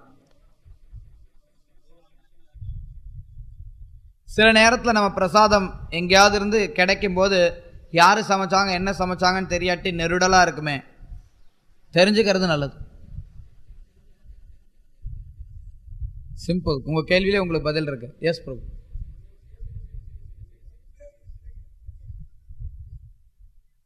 அவர் கேட்குறார், சில நேரத்தில்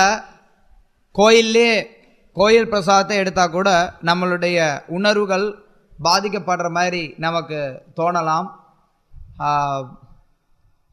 அப்போ அத்தகைய உணவுனால நம்ம பாதிக்கப்படுறோம்னு அர்த்தமாகுமா? இருக்கலாம். எப்படி நம்மளால் எதையுமே உறுதியாக சொல்ல முடியாது. நம்மளால் உறுதியாக சொல்ல முடியாது. ஒரு இடத்துல வரும்போது பிரபுபா சொல்றார், சில நேரத்தில் நம்மளால் யூகிக்க முடியாது. ஒவ்வொரு சூழ்நிலையை பார்த்து தான் நம்ம சொல்ல முடியும். ஒன்று என்ன அப்படின்னா, சூழ்நிலை ஒவ்வொரு சூழ்நிலைக்கு மாறுபடலாம். சில சூழ்நிலை அந்த பக்தர்களுடைய பிழையாகவும் இருக்கலாம். எல்லாருக்கும் பிரச்சனை இருக்குது அப்படின்னா அப்போ ஏதோ ஒரு முக்கிய காமன் ஃபால்ட் இருக்குன்னு அர்த்தம். அதான் சொல்கிறேன். அது தனிப்பட்ட நபருக்கு நமக்கும் இருக்கலாம், நம்மக்கிட்ட இருக்கக்கூடிய பிரச்சனையாகவும் இருக்கலாம், மொத்தமாக இருக்கக்கூடிய பிரச்சனையாகவும் இருக்கலாம். அது சூழ்நிலையை பொறுத்து தான் நம்ம சொல்ல முடியுமே ஒழிய இப்படித்தான் அப்படின்னு நம்ம சொல்லிட முடியாது. இருக்கலாம். எஸ், நம்ம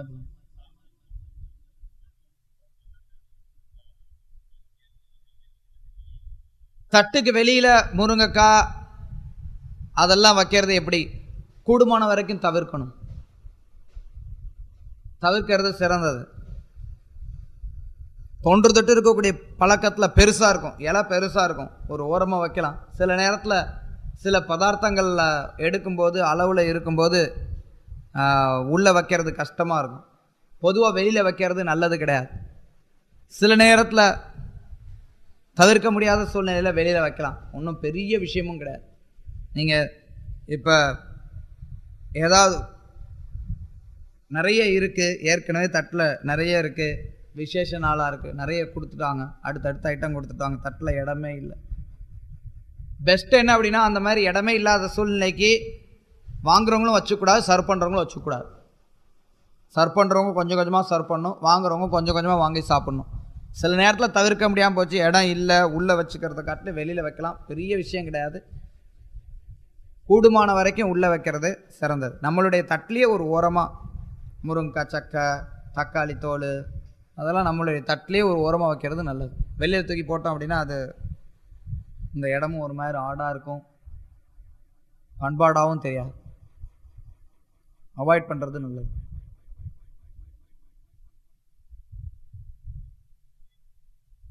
ஓகே, நம்மளோட மூத்த மகாஜனங்கள் சாப்பிட்ட இலையில சாப்பிட்றது அடுத்த செஷன். சர்வமங்க சாப்பிட்டு நமஸ்காரம் பண்ணுறது கூடாதுன்னு சொன்னேன் அந்த இடத்துல. பிரசாதம் கண்டாமினேஷன் கிடையாது அப்படின்னு சொன்னார். ஓகே, அவர் கூப்பிடுப்பா, வச்சு நம்ம பூஜை பண்ணலாம்.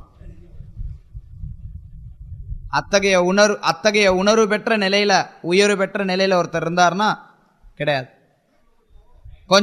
கொஞ்சம் ஊசி போன பிரசாதத்தை அவர் கொடுத்து பார்க்கலாம், டெஸ்ட் பண்ணி பார்க்கலாம். கொஞ்சம் பசுவுக்கு வேலையே இல்லை, கொடுத்து பார்ப்போம்ப்பா, அவர் உண்மையில் அந்த கான்சியஸில் இருக்காராங்கிறத கொடுத்து பார்க்கலாம். ஆக்சுவலி ஒன்று என்னென்னா, நம்ம எதையும் ஸ்பெக்குலேட் பண்ணக்கூடாது. ஆச்சாரியர்கள் என்ன சொல்லியிருக்காங்களோ, சாஸ்திரம் என்ன சொல்லியிருக்கோ அதை பின்பற்றணும். பிரபுபாத் நமஸ்காரம் பண்ணியிருக்கிறாரா பிரசாதம் சாப்பிட்ட இடத்துல? கிடையாது. யாராவது ஆச்சாரியர் நமஸ்காரம் பண்ணியிருக்காங்களா? கிடையாது. பிரசாதத்துக்கு எப்படி நமஸ்காரம் பண்ணணும்னா, பிரசாதத்தை மரியாதையோடு எடுத்துக்கிறது. பிரசாதம் சாப்பிட்றதுக்கு முன்னாடி நமஸ்காரம் பண்ணுறது மட்டும்தான் மதிக்கிறதுன்னு அர்த்தம் கிடையாது. இது ஒரு போகஸ் கான்செப்ட். நம்ம பிரசாதத்துக்கு மரியாதை கொடுக்குறோம். எப்படி மரியாதை கொடுக்கணும் ஆச்சாரியர் சொல்கிறாங்க. முன்னாடி பக்திவினோத் தாக்கூருடைய பாடலை நம்ம மனதோட ஆழமாக அதை சொல்லலாம். வேறு சில பிரார்த்தனைகள் இருந்தால் கூட பிரார்த்தனைகளை சொல்லலாம். முறையான மனப்பான்மையோடு பண்ணணும். நான் தான் டிஸ்கஸ் பண்ணோம், எப்படி பிரசாதத்துக்கு மரியாதை கொடுக்கறதுங்கிறது தான் டிஸ்கஸ் பண்ணோம். அது ஆச்சாரியர்களுக்கு கொடுத்தது, அதை பின்பற்றணும். பிரசாதத்துக்கு மரியாதை கொடுக்கறதுக்கே நம்ம நினச்ச விதத்தில் விம்சிக்கலாக செயல்படக்கூடாது. நமக்கு மனசுக்கு தோணுன மாதிரி நம்ம செயல்படக்கூடாது. அதாவது ஒரு விஷயத்த எப்படி, இப்போ விக்கிரகம் இருக்காங்கன்னு வச்சோ, சாமி இருக்கார், பூஜை பண்ணுறோம் அப்படின்னா எல்லாருக்கும் தெரியும் என்ன எப்படி பூஜை பண்ணுறோம். நம்ம இஸ்கானில் அகர்பத்தி காட்டுறோம், விளக்கு காட்டுறோம், தண்ணி கொடுக்குறோம், கர்ச்சிஃப் காட்டுறோம், பூ கொடுக்குறோம், சாமரம் கொடுக்குறோம், மயில் தொகை கொடுக்குறோம். இது ஆச்சாரியர் சொல்லி கொடுத்துருக்காங்க. கிருஷ்ணருக்கு இதெல்லாம் பண்ணணும் அப்படிங்க, கிருஷ்ணருக்கு இதெல்லாம் கொடுக்கணுங்கிறது. அதை விட்டுட்டு இதென்ன நான் கிருஷ்ணருக்கு பண்ணுறேன் அப்படின்னு சொல்லிட்டு புதுசாக இன்னொன்று இன்ட்ரடியூஸ் பண்ணோம்னா அது தப்பு. அதாவது இது என்ன மயில் தொகையில் ஒரு இது இருக்குது, நான் என்ன பண்ணுறேன்னா நான் கோழி ரெக்கையை வச்சு ஒரு விசிறி பண்ணி நான் கிருஷ்ணருக்கு விசிறி விடுறேன் அப்படின்னா அது புதுசாக நம்ம ஒன்று திணிக்கிறோம். இல்லை இது நீங்கள் இதெல்லாம் கொடுக்குறீங்க, நான் புதுசாக இன்னொன்று திணிக்கிறேன் அப்படின்னு சொல்லி புதுசாக ஒன்று திணிக்கிறேன்னா அவசியம் இல்லாத விஷயங்கள். மனசார நம்ம வந்து தேங்க் பண்ணலாம், தவறு கிடையாது. அது நமஸ்காரம் பண்ணணுங்கிற அவசியம் கிடையாது.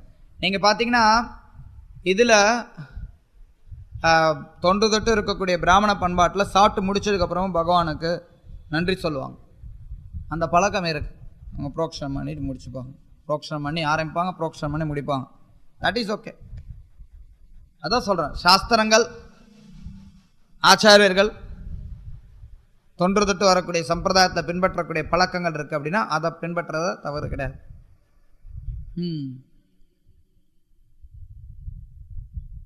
அதான் ரைட் ஹேண்டை தட்டை எடுத்து தலையை தூக்கி தொம்முன்னு அந்த இடத்துல எச்சல் அப்படியே போட்டு தான் நமஸ்காரம் பண்ணுவாங்க. நிறைய நேரத்தை பார்த்துருக்கேன். அது எங்கேருந்து வருதுன்னு எனக்கு தெரியும், ஆனால் இங்கே பேச வேண்டாம்.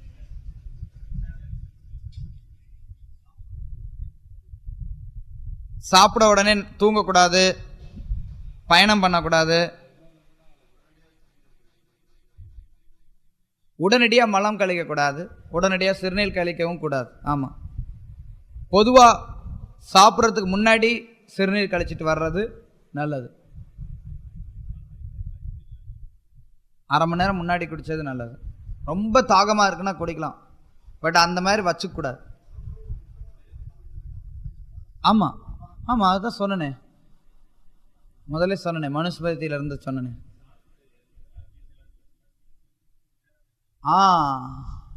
வச்சுட்டு வந்துருங்க, தப்பு கிடையாது.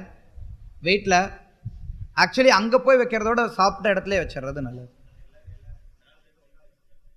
அது தவறு. அதாவது பொதுவாக ஒரு பழக்கம் என்ன அப்படின்னா, கேள்வி என்ன அப்படின்னா, வீட்டில் சில நேரத்தில் தட்டை கழுவ வேண்டாம், எல்லா தட்டையும் ஒட்டுக்க கழுவிடுறோம் அப்படின்னு சொல்கிறாங்க. நல்லா தேய்ச்சி கழுவுறோம், ஒட்டுக்க கழுவிடுறோம் அப்படின்னு சொல்லலாம். ஆக்சுவலி பார்த்தீங்கன்னா வேத கலாச்சாரத்தில் சொன்னால் எத்தனை பேர் யாரோ அம்பு வரும்னு தெரியல. பண்பாடு என்ன அப்படின்னா, கணவன் சாப்பிட்ட தட்டில் மனைவி சாப்பிட்றது. இலையில ஒரே தட்டில், அப்புறம் அடுத்த நாள் அந்த தட்டில் போய் கணவன் சாப்பிட்ற மாதிரி ஆகிடும். அந்த தட்டில் கணவன் சாப்பிட்ற மாதிரி ஆகிடும். அப்படி கிடையாது. ஆனால் இலையில சாப்பிட்றாங்க அப்படின்னா, கணவன் சாப்பிட்ட இலையில மனைவி சாப்பிட்றது அப்படிங்கிறது பண்பாடு. அதில் எந்த தவறும் கிடையாது. அப்படி இல்லாத பட்சத்தில் தட்டில் சாப்பிட்றோம். இன்னைக்கு நவீன காலத்தில் யாரும் இலையில சாப்பிட்றது கிடையாது. தட்டில் சாப்பிட்றோம் அப்படின்னா கணவனுடைய தட்டை மனைவி கழுவி வைக்கிறது அப்படிங்கிறதும் பண்பாடு. அதனால ஒருத்தவங்க கழுவுறான் அப்படின்னு சொன்னாங்கன்னா தவறு கிடையாது. அதே சமயத்தில் கழுவுறோன்னு சொல்லிட்டு கழுவாமையே மணிக்கணக்கில் வச்சிருக்கவும் கூடாது. ஒவ்வொரு சின்ன சின்ன கேள்வியை கேட்டோம்னா கேட்டுட்டு போயிட்டே இருக்கலாம். ஒருத்தவங்க பக்தரா இல்லை அப்படின்னா, கணவன் பக்தரா இல்லை, எப்படி மனைவி சாப்பிடணும் அவசியம் இல்லை. இன்னைக்கு எனிவே அது பழக்கத்தில் இல்லை. எப்படி பார்த்தாலும் அது பழக்கத்தில் இல்லை. பக்தராக இருக்கிறவங்களையும் எத்தனை பேர் சாப்பிட்றாங்கன்னு பார்த்தீங்கன்னா யாரும் இருக்க மாட்டாங்க. முன்னாடியே சாப்பிட்றாங்க. அது வேற இருக்கு கலிகாலத்தில். சரி, ஓகே.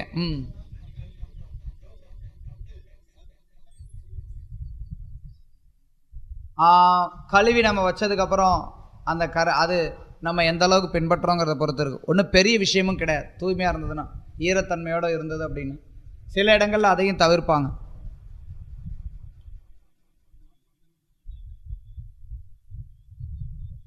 மற்ற பக்தர்களுக்கு இந்த பதார்த்தம் பிடிக்கும் அப்படிங்கிறதுக்காக நம்ம சமைக்கிறது சரியா? எத்தகைய பக்தர்கள்ங்கிறத பொறுத்து இருக்கு. குருவிற்காக சமைக்கலாம், தவறு கிடையாது. ஏன்னா குருவிற்கு பிடித்தமான பொருட்களை செய்யறது அப்படிங்கிறது பக்தியினுடைய அங்கத்தில் ஒன்றாகுது. சில நேரத்தில் ரொம்ப மூத்த பக்தர்களுக்கு பிடித்த பதார்த்தங்களை செய்யலாம். இல்லை சில குறிப்பிட்ட நாள்களில் அந்த பக்தர்களை திருப்திப்படுத்துறதுக்காகவும் செய்யலாம். பெரிய விஷயம் கிடையாது. ஆனால் தன்னுடைய திருப்திக்காகங்கிறது மட்டும் இருக்கக்கூடாது. பகவானுடைய திருப்திக்காக, மற்ற வைஷ்ணவர்களுடைய திருப்திக்காக, அதில் பெரிய தவறு கிடையாது. தன்னுடைய சொந்த திருப்திக்காகங்கிறது தான் இருக்கக்கூடாது. ஹரே கிருஷ்ணா. பிரசாதம் எடுத்துக்கலாம். இப்போ நம்ம ப்ராக்டிக்கல் டெமான்ஸ்ட்ரேஷன் எல்லாரும் எத்தகைய மனப்பான்மையோடு எடுத்துக்கிறீங்கன்னு பார்க்கலாம். ஹரே கிருஷ்ணா.